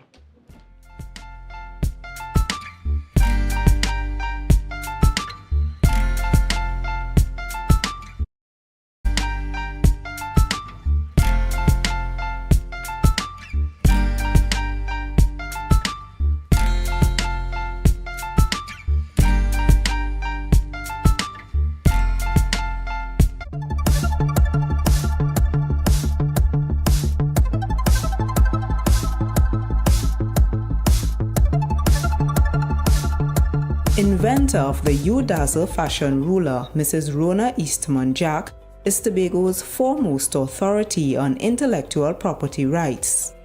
She is sharing the benefit of her experience with Roxborough secondary students.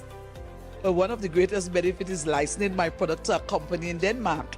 And if I didn't have the protection for it, he would not have taken it. So, and then I have the benefit of now looking to license in the United States.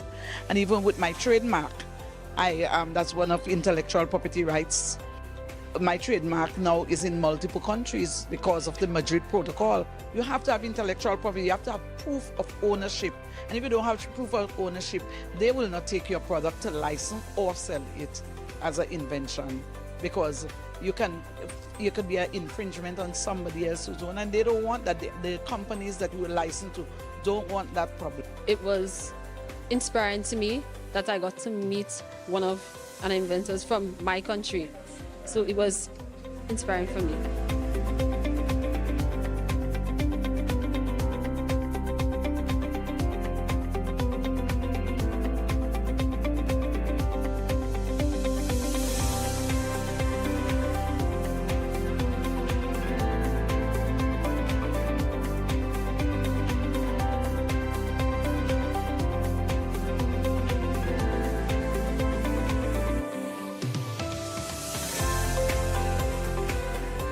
This year's theme is Women and IP, accelerating innovation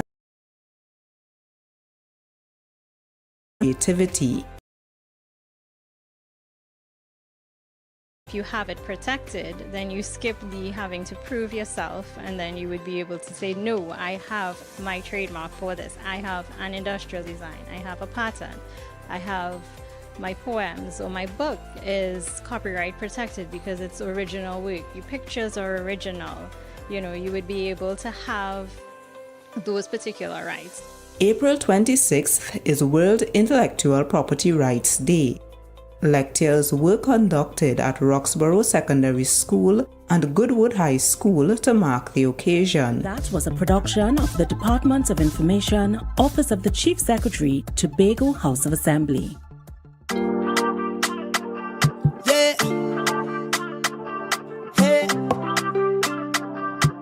Tobago updates. Good morning, Tobago. Wake up with Candace and Denicia. Let's go. It's a brand new morning. Rise up to a brand new dawning. As the passion start to rise, the energy fill the skies. I say thanks for favor to wake up and hear me neighbor. 60,000 people strong, and the vibes is never wrong. We are beauty, we are power. We are people in the sun. We are beaches, we are rivers. We are melanated ones. We special and there is no denying. Tobago is number one. I am you and you are me. Together we're stronger. Good morning, Tobago. Good morning, Tobago. Good morning, Tobago. Welcome to Good Morning Tobago on Tobago Updates, your source for current affairs in Tobago, Trinidad, and the region. With the perfect conversations to complement your morning routine, I am Candace Jackson, and let's get started with the news in 90 seconds. The Tobago Hotel and Tourism Association called for a broader plan to treat with crime on the island. THTA President Alpha Lord said that even though increased patrols and vehicle searches are good short-term crime plans, a more holistic plan is needed. He explained that crime is a product of society and society's evolution must be considered in drafting an effective crime fighting plan. He also called on the relevant authorities to pay attention to the root causes of crime. Additionally, Lord raised concerns about the possible negative long-term effect on communities and families affected by criminals. Meanwhile, opposition Senator David Naked accused the Commissioner of Police, Earl Christopher, of being delusional for giving herself an excellent rating for her first 100 days in office. According to Naked, rising crime statistics tell a different story, and it is worrying that the top cop seems to be ignoring the data. He added that she appeared to be following a disturbing trend of anybody serving under the present administration of the central government, meaning that they are becoming delusional in office. Christopher rated her performance as excellent at the sports day for the police academy in St. James on Saturday. And finally, even though Prime Minister Dr. Keith Rowley announced the relaxing of all COVID-19 health protocols, masks remain mandatory at all hospitals and healthcare centers across the nation. Failure to do so will result in a $2,000 fine for adults and a $1,000 fine for children to be paid by the accompanying adult. On May 5th, the World Health Organization declared that COVID-19 was no longer a public health emergency, while the Health Ministry said that they recorded low positives for the coronavirus over the last few months. And that was your news in 90 seconds. Well, viewers, we are turning our attention this morning to some matters of the environment. And on with us, we have Mr. Sean McCoon, who is the Manager and Director of Environment Tobago. Manager and Public Relations Manager Officer. and Public Relations Officer of Environment Tobago. Of course, no stranger to us here. So we're going to get things started as to, some things that are happening within our space. And I guess we could start with the sargassum. We could start with the sargassum seaweed problem that we're having. So, of course, viewers, we know that since 2011, our shores have been inundated with the seaweed, and it seems to be getting worse and worse every year. And it's not just Tobago that's being affected, it's all of the Caribbean. It's going across the Caribbean Sea, even to the shores of Mexico and Nicaragua at the same time. So, it's a whole lot of, scientists are still at loss as to, what is exactly causing. They have some theories, but the data is still unknown as to what's really causing it. But it is really affecting us. But, what is the latest updates, Mr. McCoon, in relation to, the new trends, or are there any new trends as to how the sargassum is moving, growing, multiplying out there? All right. So good morning, Candice. Good morning to everyone viewing. And let me first say that this year is projected to be the worst in terms of the influx, in terms of the amount of sargassum in 10 years, roughly, in a decade. So that is what we're staring at in the face. That is what we're looking at. Sargassum is here, whether we want to accept it or not. And I think boat operators, fisher folk, people who enjoy our coasts and beaches for leisure activities can all agree that it is a bit of a nuisance. Yes. How do we turn that around, Candice? We have a duty and responsibility to report when we see sargassum, take photographs, report it to the Department of Natural Resources and Environment, or Fisheries as the case may be, and even your friendly local NGOs like Environment Tobago. We want to document the whole thing. So is there any process to report it? Because, one of the things that's out there is that I know that some scientists are wanting, every time you spot sargassum seaweed out on the shores, you take your photos and you document it and you send it into them, because, like I said, the data is still missing. We don't have enough data to really understand fully what's happening. So, for somebody who frequently visits the beach, what are the mediums that they can use to send in their reports? Right. So you have three, at least, types of entities that would be able to capture or receive the data or reports, as the case may be. You have the state arms, which would be Department of Fisheries, Department of Natural Resources and the Environment, as the case may be. Right? They would be able to take from you or any marine interest that may have sargassum sightings. Even if it's not making landfall on the coast, if it's out in the ocean, they can, those entities can capture that data or take the reports. Then you have NGOs, CBOs, and environmental organizations such as Environment Tobago. We would be more than happy to take your reports, take your questions, take your perhaps pictures, videos, and then we can pass it on to the relevant authorities as well. That would also assist us in doing our research and coming up with solutions, right? And then you have the larger entities like the Institute of Marine Affairs and people like that who use the data to do proper analysis on what is happening with sargassum, and then it contributes to at least some sort of solution-based approach. Another thing I wanted to point out, Candice, is that there is now a national sargassum response plan, right? It existed since 2018. For those of us who do not know or may not have known, that national sargassum response plan existed since 2018.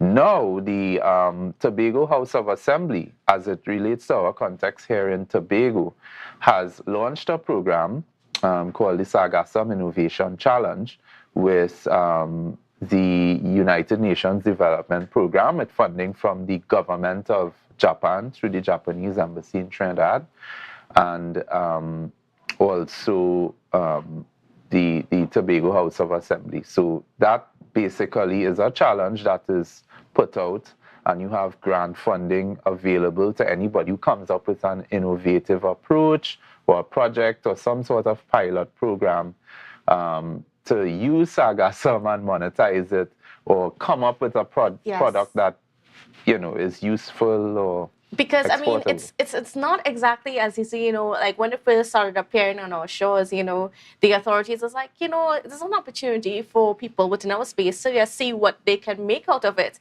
Right. And while there is potential, you have to also understand the biological and chemical makeup of the sargassum to understand how you can use it. And again, that we're still discovering all of that. Yeah. And I guess you could probably share with us some of the challenges that, you know, we face, and innovators are facing in terms of figuring out what's the best way to use sargassum. All right, so off the top of my head, I can tell you what has been done before. Sargassum has been blended with other things to make mulch. In some cases, they're saying that it's good for animal feed, but you know, in some cases, there are certain elements or certain things that get intertwined or trapped in the sargassum along the way, such as mercury, because out on the ocean, you have ships, you have oil tankers, you have all of those things that dump toxic waste into the oceans, and the sargassum, being a living, growing thing, right, and an organic substance that continues growing and accumulating, and moving across the ocean, it would tend to pick up the said toxins along the way. So by the time it makes landfall, you would find that there's a high concentration of certain things. You even find marine life, fish, different things caught up in it. And that in itself is a challenge. So we now have to mitigate against that and deal with the toxins. So if someone can come up with a way to extract that, or extract the things that are negative or harmful, dangerous, we can now use the bare sargassum with those things having been extracted. And Environment Tobago is also looking at one of those ways. Yeah, so we are looking, so let me explain. There is a threat. Let me give you an example. There's the Petitru Lagoon, which is just next to Magdalena in Tobago Plantations. Classic example, the sargassum makes landfall, or at least there's a pileup of sargassum, and it has happened since 2017 onward, or even before. And we have documented evidence and proof that the pileup of sargassum in that mangrove ecosystem is actually rotting, and it's killing out the mangrove ecosystem. So first and foremost, we have to extract the piled rotting sargassum from that mangrove, and then what we can have come out of that, which is what we are proposing, is to do a pilot project for mangrove rehabilitation and mangrove ecosystem restoration. So that would entail extraction of the sargassum. We look at ways to use it or dispose of it, as the case may be.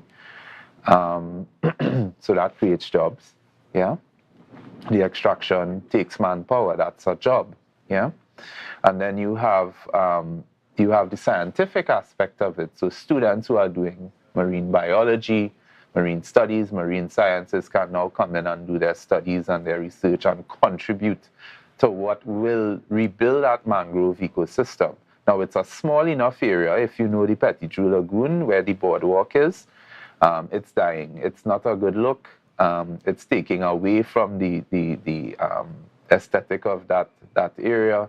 And it's a well-known spot where people do wedding shots and different things and photo shoots, etc. And it adds a nice touch to what used to be, So that project is something we are looking at doing, a mangrove rehabilitation program as a result of the sargassum pilot. So that can effectively create jobs. It can encourage scientific research and data collection analysis. And also it rebuilds an ecosystem. So out of a problem, we're solving another problem, because sargassum is something that comes from nature and it's destroying other things that are sensitive in nature. So we now have to use that opportunity, yes, to monetize the sargassum, but also to rebuild those sensitive ecosystems, coastal ecosystems, mangroves, wetlands, etc.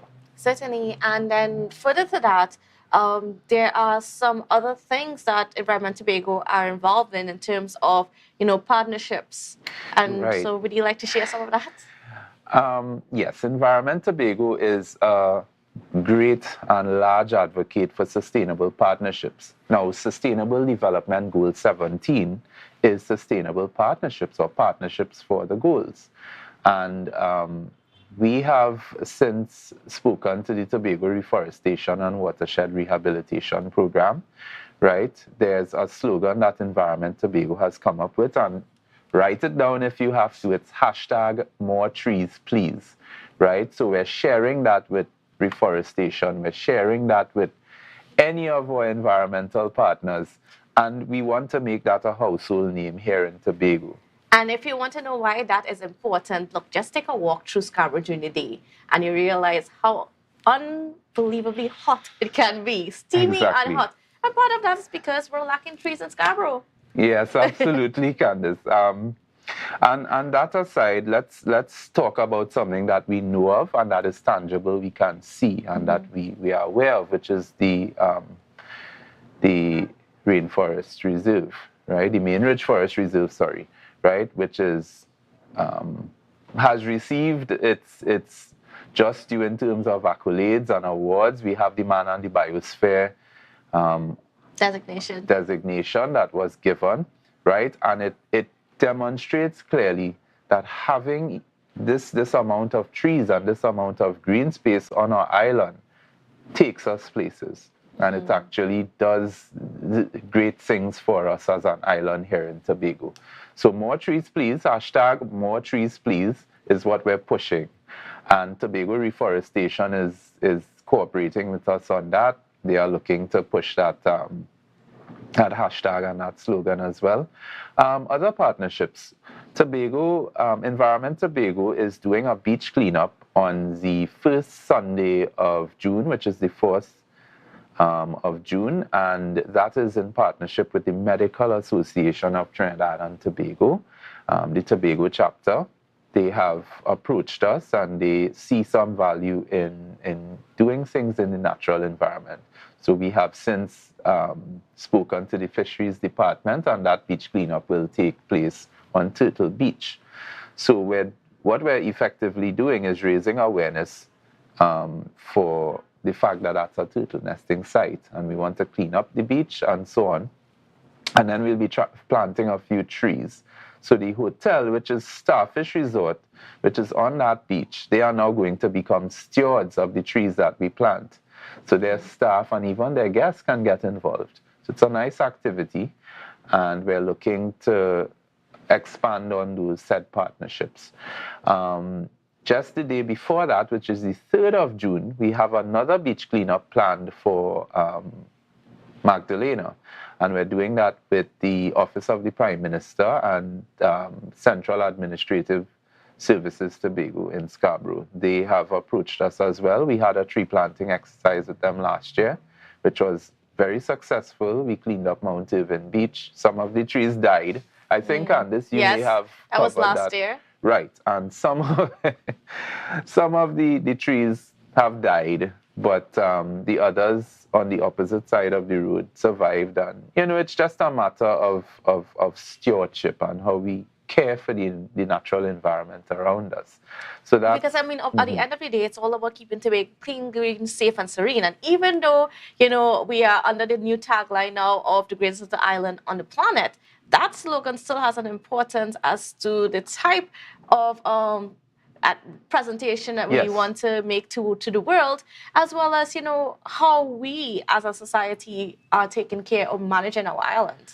Right. Now, something I overheard a Norwegian guest to the island who came off a cruise ship, and he made a statement to me and a friend of mine who's a tour guide, and said, how people, the pride people have in their country or their island, as the case in our case, based on how the environment is kept and how it's cared for. And that tells you a lot about the people. So if we here in Tobago are serious about not just our tourism product, but how we present ourselves to the world outside, I think we should take the environment very seriously. And I will use this interview as a call to action. If anybody wants to get involved with Environment Tobago, you want to reach out to us, you want to be a part of our initiatives, we would be more than happy to receive you, talk to you, hear what your ideas are, and we can see if we can help you roll that out. And our website is www.environmenttobago.net, and you can email us at office@environmenttobago.net. That's how you can find us or reach us. And we're on Facebook as well. Just look for Environment Tobago. We want to hear from you. We want to partner with you. We want to get the ball. Candice, I believe you are also a member of Environment Tobago. Yes. So, it's all about, making sure that we all do our part in taking care of Tobago. And as you were speaking, Mr. McCoon, Tobago at one point in time was known, you come to Tobago and everybody's front yards, you have all these beautiful flowers and it's very well kept. Maybe we should get back to that. We still have some of those people that made the effort. Absolutely. Let's gain some knowledge from them and let's try. Let's try to get back to that spot because it can only make our island better. Right, absolutely. And more on the critical, hard-hitting part of that statement, Candice, is the fact that without the natural environment, we would have nothing to give, nothing to present. If we mash up the rainforest, if we destroy the beaches, if we litter, if we mash up the reef, and all these different things, right? That's as plain as I can get, right? We will basically be destroying our product, and we will be destroying our island and what we have to offer. People, and just us being able to live at the end of the day. Absolutely, because the natural environment provides food, it provides sustenance, it allows human life to continue. And when you go up to the foot of the rainforest on Roxborough side and you see down in the gully large deposits of garbage and refuse and so on, it irks you, it makes you feel like, why are we doing this to ourselves? This is not part of Tobago's culture. Right, and we're destroying ourselves. But unfortunately, our own people are doing this, and we as Tobagonians need to be stewards of our own environment and put an end to some of these things that is not part of us. All right, viewers. Well, thank you, Mr. Wakud, for being on with us. We are on for out of time for this segment, but we have a lot more coming up for you on the program, so please don't go anywhere. We'll be back after this break. As the passion start to rise, the energy fill the skies. I say thanks a favor to wake up and hear me neighbor. 60,000 people strong.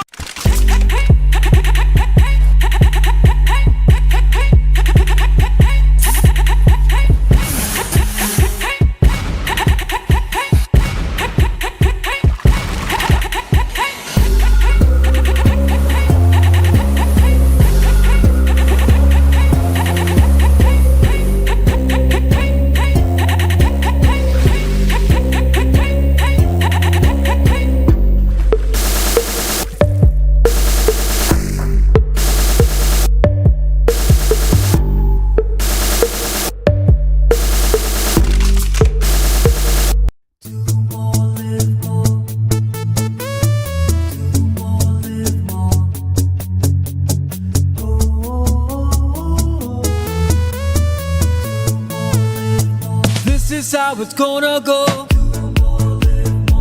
They better look up below, 'cause this is your show, and everybody's gonna know.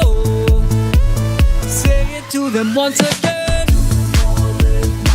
They better look up below. This is your show, and everybody's gonna know. That's how it's gonna go. They better look up below, 'cause this is your show. Tapicom. Welcome to the future. The only card you will need in a new world. Digital business cards. Safe, hassle-free. The future is here. Tapicom. New generation digital transfer. Digital time clock cards. Digital attendance cards. Air tags. Customized designs. Digital clothing tags. Digital pet tags. Tapicom. The future is here. Contact us today. It's a different type of thing down there. And we party till we drop down there. With a lot of pretty girls down there. Down in Tobago. Yeah. Hey. Tobago updates. Good morning, Tobago. Welcome back to Good Morning Tobago on Tobago Updates. Well, viewers, we are turning our eyes now to what's happening in our economy, especially when it comes to our food. What's going on there, because, we complain. Well, I mean, not complain, but I mean, we feel it every single day whenever we go to the groceries, and, it seems harder and harder to afford some of the basic food items. And a lot of these things had to do with what was happening internationally, with shipping costs, with what's been happening with the unrest in Ukraine and Russia and so on. All of those things have added to some of the increases that we've seen within our space. Now, to give us an update on what's been going on, we have President of the Supermarket Association, Mr. Rajiv Dipti, on with us this morning. So good morning and welcome to you. How are you doing? Good morning, Candice. Always a pleasure to be back here on the Tobago Updates morning show. Great to have you.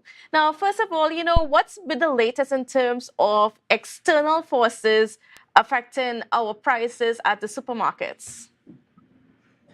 Well, as you pointed out, Candice, we've had a lot of our suppliers working around international issues that have impacted the supply chain.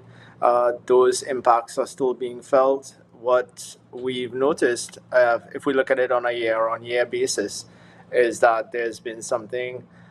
We would have seen inflation peaking in September of last year. It would have reached as high as 20% in some cases, but it's been cooling. It's been cooling ever since, and it's a little bit like seeing the steam release when you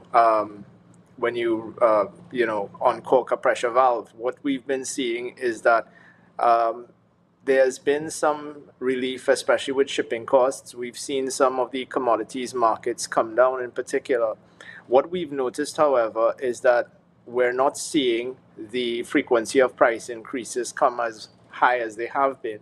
And that's primarily due to an adjustment on international markets by international suppliers trying to stymie the price increases. However, we haven't, from our side as an import-dependent nation, we haven't seen those prices tend downward as yet.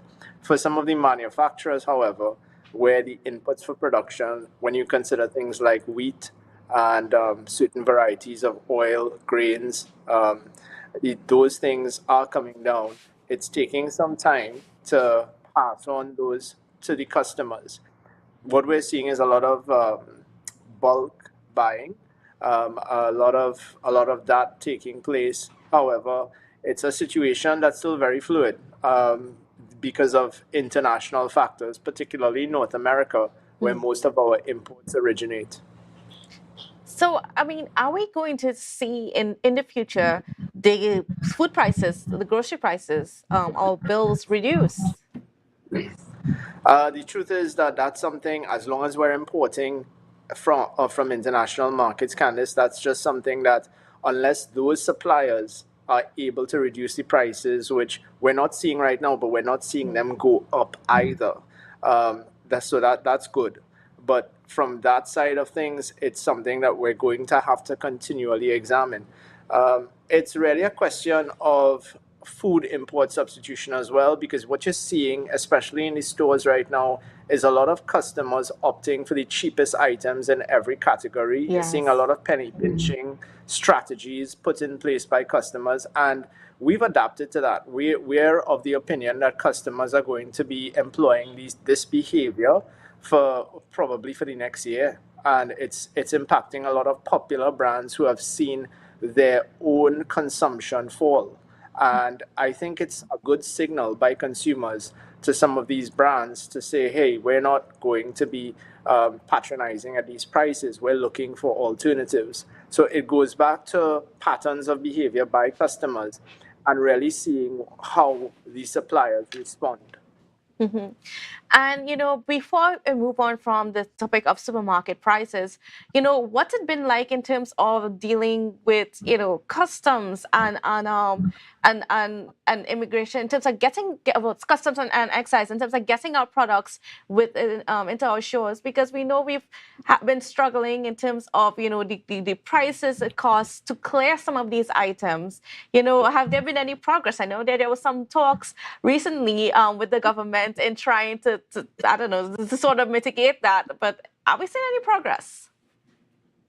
I think when you talk to any importer in this country, and it could be for food, it could be for raw materials, it could be for anything else, they always point to the inefficiencies at customs and excise as a major mitigating factor, especially when you consider things like demurrage and you have to pay for the rents that are attracted. Now, certainly a more efficient port service would mean cheaper prices for the customers, because sometimes when these rents accrue, it's being passed on by suppliers to stores, and that's going to be passed on to customers. I think that there's been a lot of examination of the operations of customs and the Port Authority, particularly during COVID, and more so right now, especially when we consider that food security is really an utmost priority. So are we seeing any improvements? There have been some attempts to push things such as the the single electronic window, digital attempts to ensure that operations are more streamlined. But there's the human resource element in all of this, Candice, and that really has to be improved. And that's a big question mark. We still haven't been able to get it right so far.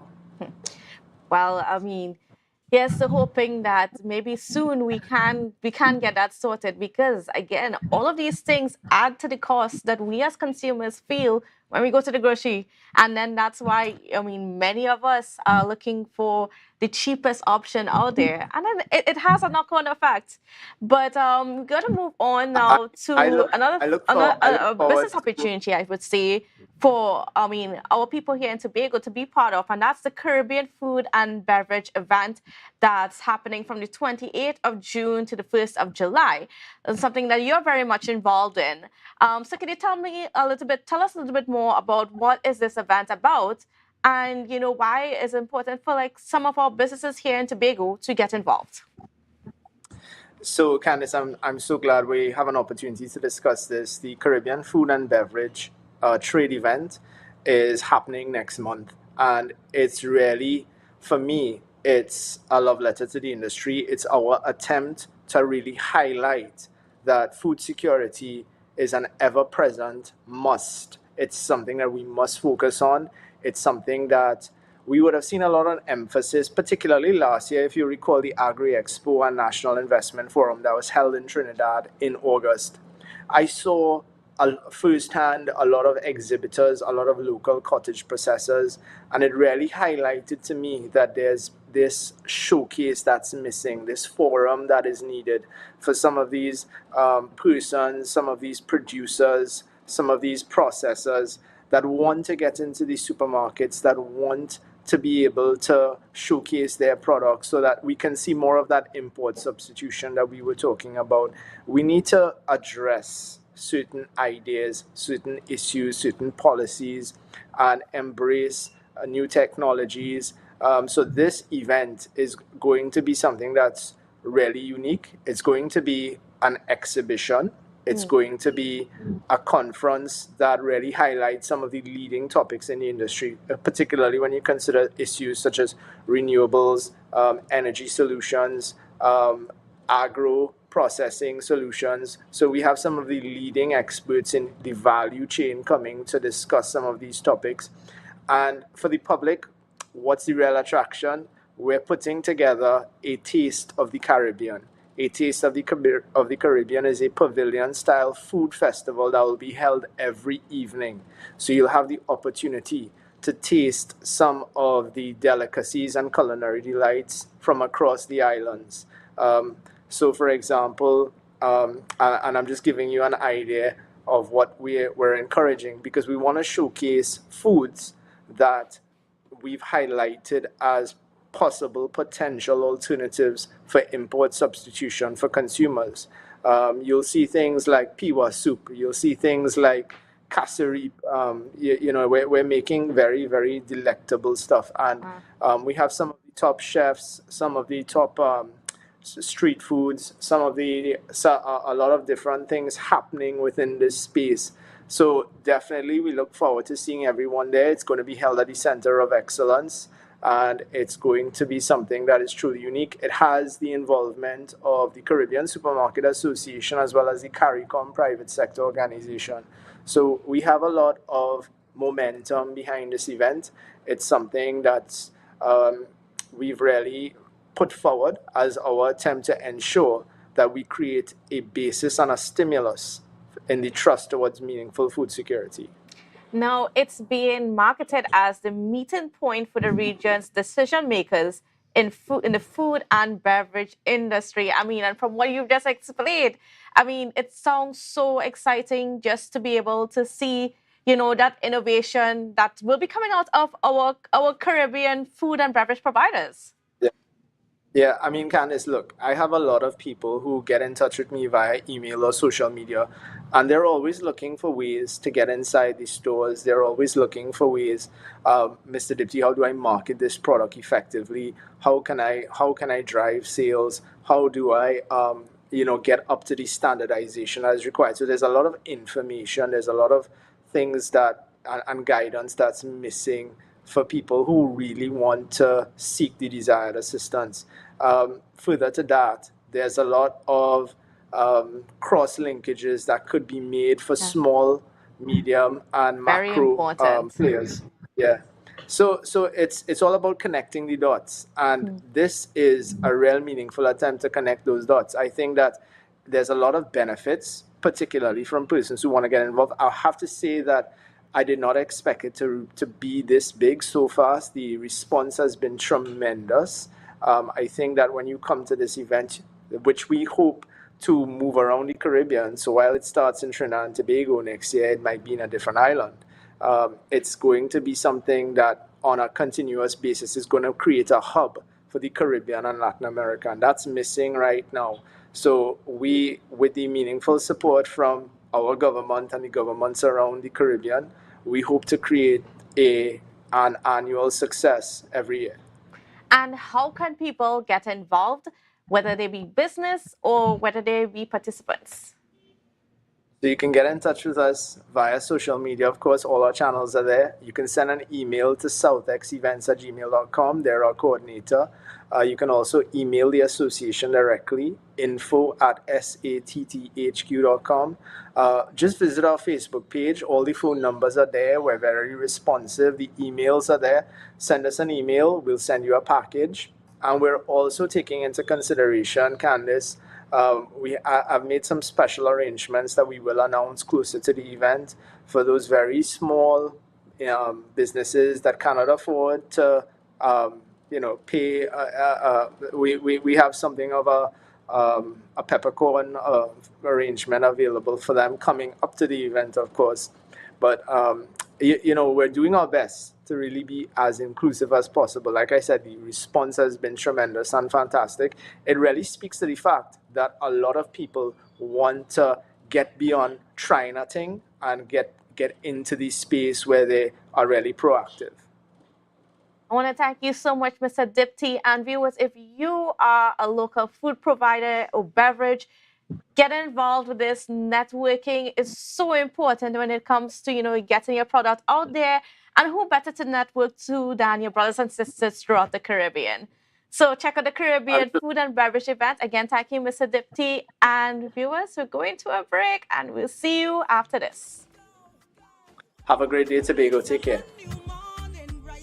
To a brand new dawning as the passion start to rise. The energy fill the skies. I say thanks for favor to wake up and hear me neighbor. Sign up, save, and win every day with Digicel Plus. You could win a tablet or a TV every single day. Just sign up for Digicel Plus and like yourself. Visit digiceltt.com or a Digicel store to sign up now. Promotion ends May 19th and is approved by the NLCB. Are you looking for a place for your loved ones? Heavenly Care welcomes you. Located at Northside Road opposite Massey Motors, we offer a variety of services. These include doctor visitations, social activities, geriatric care, and much more. Contact us at 277-9595 or visit us at Northside Road opposite Massey Motors. At Heavenly Care, compassion is at the heart of all care. Welcome to L'Image Parfait Day Spa, your urban oasis and wellness center. Our services includes massages, treatments, facials, pedicures, weight management, detox programs, and much more. Call us today at 624-1452 or 720-7474. Trinidad locations and Bonacore, Tobago at 273-7772. Let us treat you like the VIP you are. October will never be better with Tobago Carnival fever. Book your passage and come on over. Yeah. Hey. Tobago updates. Welcome back to Good Morning Tobago on Tobago Updates. Well, viewers, now we're going to end our program on a bit of a lighter note. And that's a conversation that seems to not be dying within our space. And that is about the $200 date. Do you think it is good to be, spending $200 on a first date? So to give us some perspective, especially from a male point of view, we have Mr. Michael Stewart, who is a motivational speaker within our space. He's a certified leadership coach as well as a trainer with the John Maxwell leadership program. So, Mr. Stewart, I'm going to get it kicked off. Is a $200 date good enough for a first date? On whose part, the male or the female? Well, let's go with the male. The male.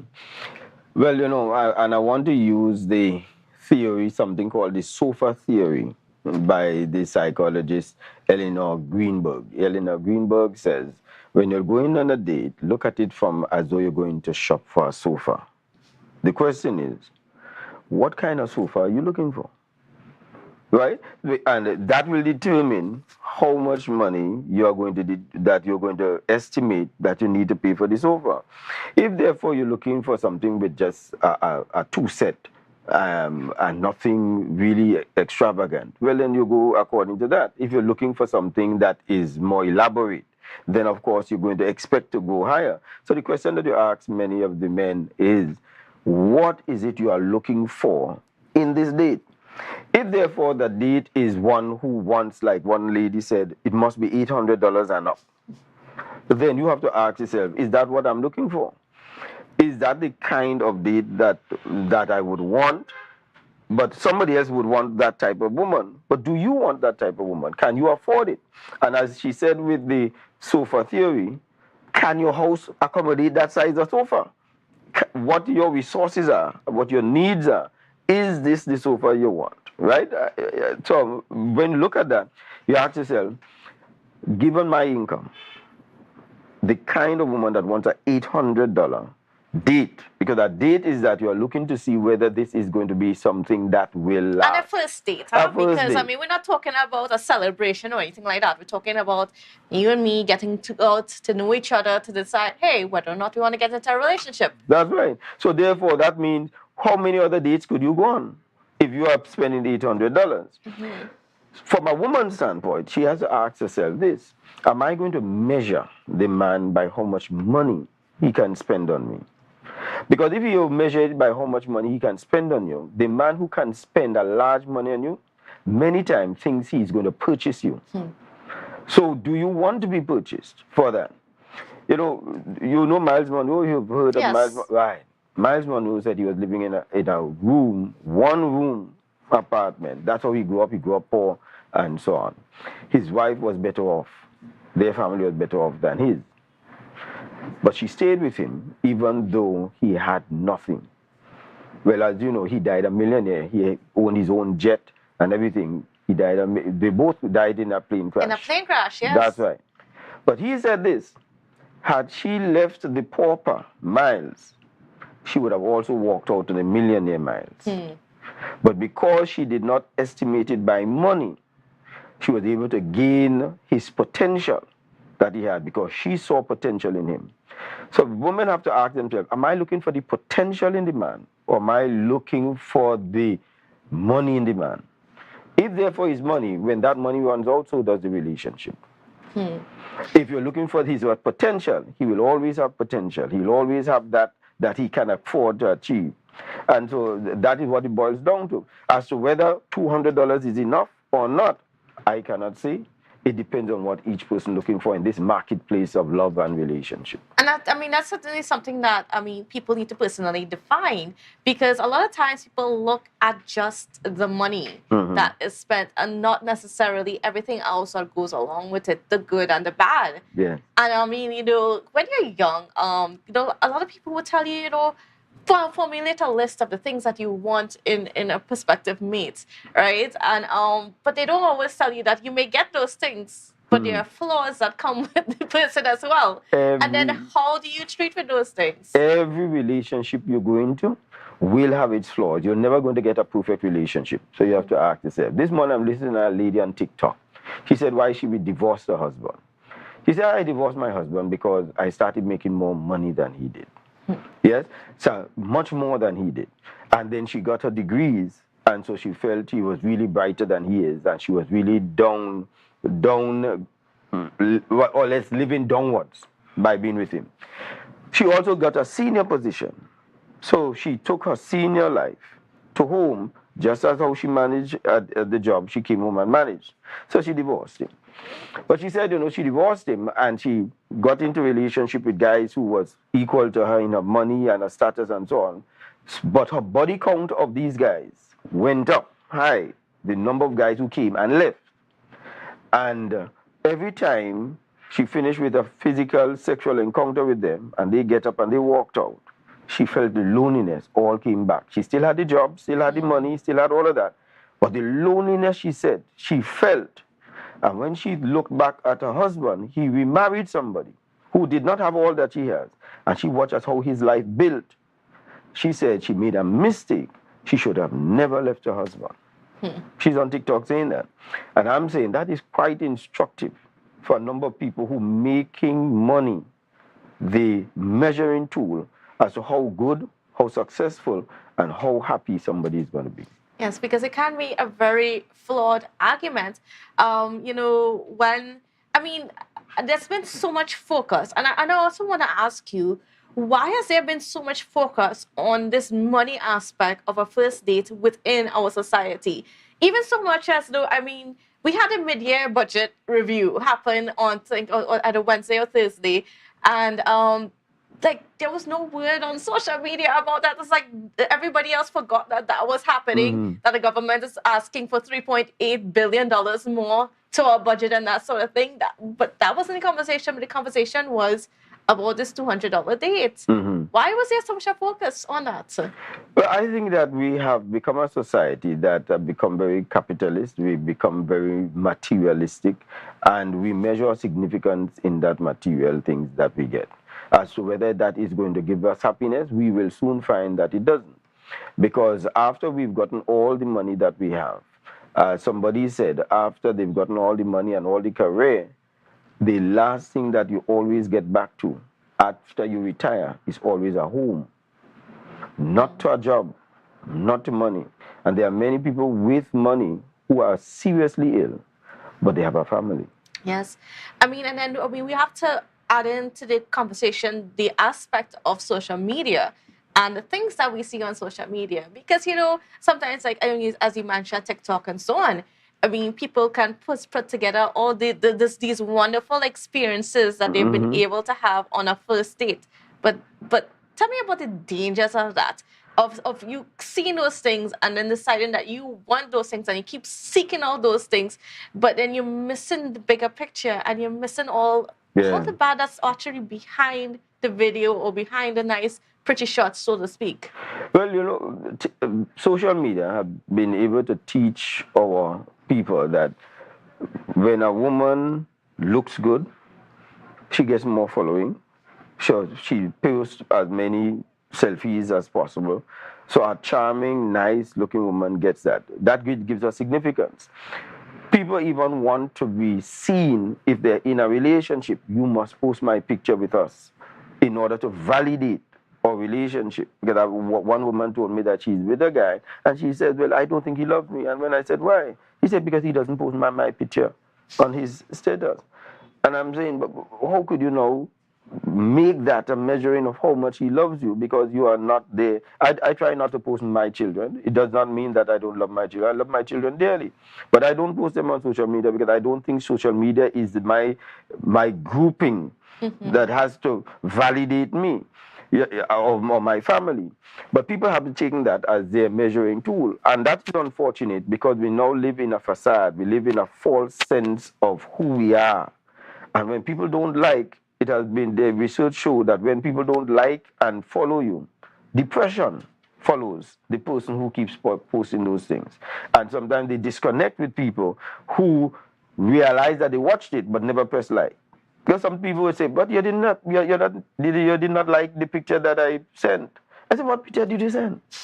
You see? There's too much emphasis on that superficial validation. Yes. Yeah. We keep focusing on that.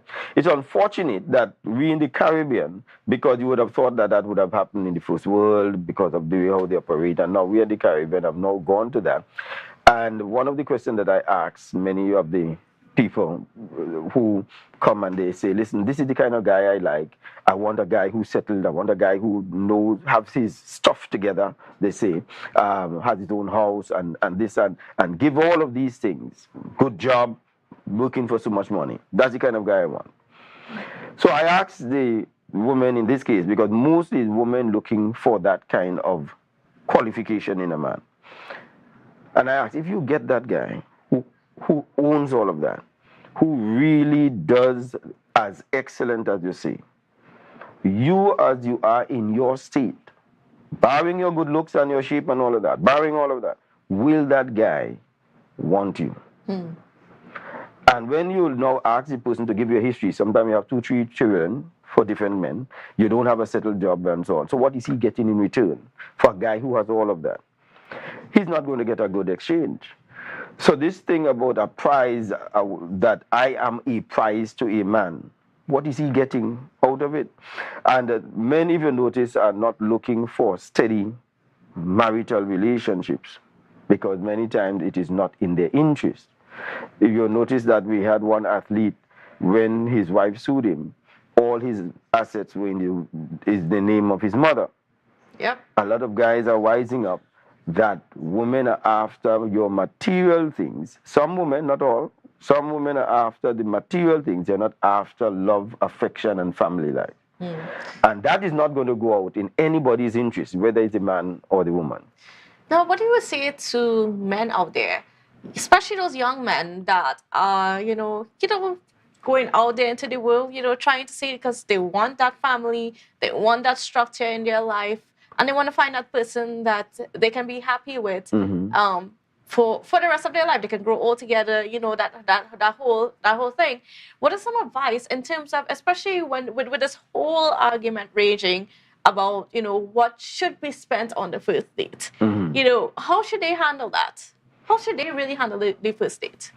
I think that from the man's standpoint, Yes, from the man's I think that a man has to now estimate, if I am going to take a girl out, what is it that I'm prepared to set as my spending limit that I can maintain and always increase?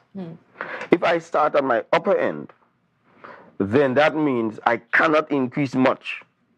And that is going to send a signal to the woman that I am not continued to be valued. Oh, she's probably not worth it. Right. But if I start at a low level, I can always, after having gone on that first date, she's nice. We had a nice conversation. I like her thinking. I could take her out on another date. I can up that. And that as we go, we continue to up. But when you ask somebody to start off at the top, they can't progress much more than that without having to go to an extent, as they arrested a gentleman in Trinidad, I understand, because he said the demands that the woman was making on him, he had to end up becoming a criminal in order to keep up with it. And you know, this ties into something that was said. I mean, Dr. Ralph Gonzalez, the Prime Minister of St. Vincent and Grenadines, he made a statement last month at the CARICOM Heads of Government meeting to discuss crime as a public health issue within our state, within the Caribbean nations, and that is that, you know, sometimes women are very high maintenance, so the man has to turn into a criminal. Now, Dr. Gonzalez did attract quite a lot of criticism for that statement. But here you are saying that, you know, I mean, maybe there's some validity to it. Yeah, it is. I had a partner, this was some years ago. He met the girl, and her birthday came soon after meeting her. He wanted to buy her chain, gold chain, pendant, bracelet, and a ring. I said, boss, when you go with all of that on her first birthday, if you go lower than that for the second birthday, it means that you have indicated that you probably do not look at her countenance to her more, but rather less. It is going to affect it. By the second birthday, he was not in a job. And so did he lose the relationship, because she was not getting, you have already set a benchmark. And she was out. He was so depressed. And, you know, we also have to take into consideration life happens. I mean, nobody expected us to be in a pandemic for a couple of years. And look at what that did to a whole lot of people. People are still struggling at this point in time with that. And people generally doing it because, as he said, if he loves to all. Yeah. Right. But then you see, you must have money management skills. You can't go inside of there and just figure that you're going to splash money on a woman in order to be able to attract her. Anytime you do that, you are going to attract a different type of fish that you may not be able to cook. Therefore, know the type of place, using the sofa theory, what type of woman hangs out where, what is the kind of way that she's going to operate in her life, and what are the benefits you are going to get in that relationship. Yes, she's going to get fine dining and so on. And what are you going to get from her if you are putting out all of this? Now, somebody said in today's situation, a man tries to get as much as money as possible so that his wife and family could depend on him. And they said that a woman tries to get as much as money as possible so that she could be independent of the man. So we're really working against each other. Yes. As long as we put in money as the benchmark for it. What we have to start looking for, and my strong suggestion is, let us start looking at the value the person brings as a person into my life and what I can bring into your life. So I up my skills, I up my ability to support you in your dreams and so on, so that when we are together, both of us gain from having each other. And not that has to be dependent upon money. If the value of the money devalues, what are you going to say now about the relationship if it stands so heavily on $200? Long time you could have gone to a date and just buy ice cream. Yeah. And those relationships lasted. Now you have to go to some of the most expensive hotels, and the relationship is not lasting. So it makes no sense in my books. Certainly. And then, I mean, I don't know, some women are out there probably saying that, some men, you need to get the money out of them because they don't treat you well. But we're not talking about that. We're talking about the men here that are really trying. They want to do well, but they're being discouraged also with this argument or the expectation these women have from them as to what they should be bringing to the relationship. So I want to ask you, what advice you should give to young men in a situation who are just, sort of like, I've tried this so many times. It seems as though all women want money, but I mean, is there something that need to be paying attention to as to who are the women that they look to take out? If I were a single man looking to go out and a woman tells me that is what her standard is, I am going to be so happy because I now know who not to fight up with. Or because you have so many options and you're not sure, will this work, and so on. But you have to dig it out to find out whether it will work. But if a woman tells me up front, this is what she needs, I know for sure if I am going to be an ambitious young man, a man who wants to be able to do things with money and build house and so on, and I have to spend $800 on a dinner, if I understand how money works, I know for sure this woman is not it. But another woman, another gentleman would want this woman, and that's okay. But not me. You understand? And that man who walks into that, here's what the sofa theory says. There are some people who want a sofa only because of the image. I have a nice house and I want a sofa to be able to fit the nice house. So therefore he will go, but he doesn't really need a sofa. But this is, he wants an expensive sofa because of the image of his status and so on. And there are some men who really want a woman to be able to fit that status. But whatever it is you desire and you look for, you will get. That relationship, they could work with that. But my advice to young men, if you really want to settle with somebody who values the direction you're going, who understands your dream in life, and who's prepared to support you. And you find out what hers is and be prepared to support her. With or without money, you all can make it. Certainly, and there's more to life than good looks or a strong social media following. That's right. So don't always be fooled by those things.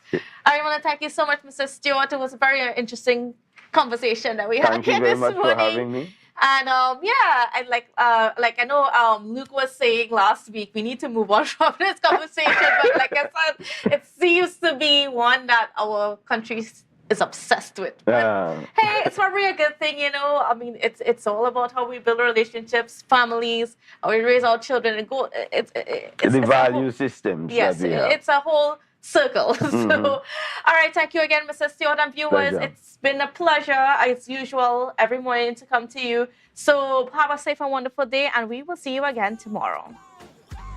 It's a brand new morning, rise up to a brand new dawning as the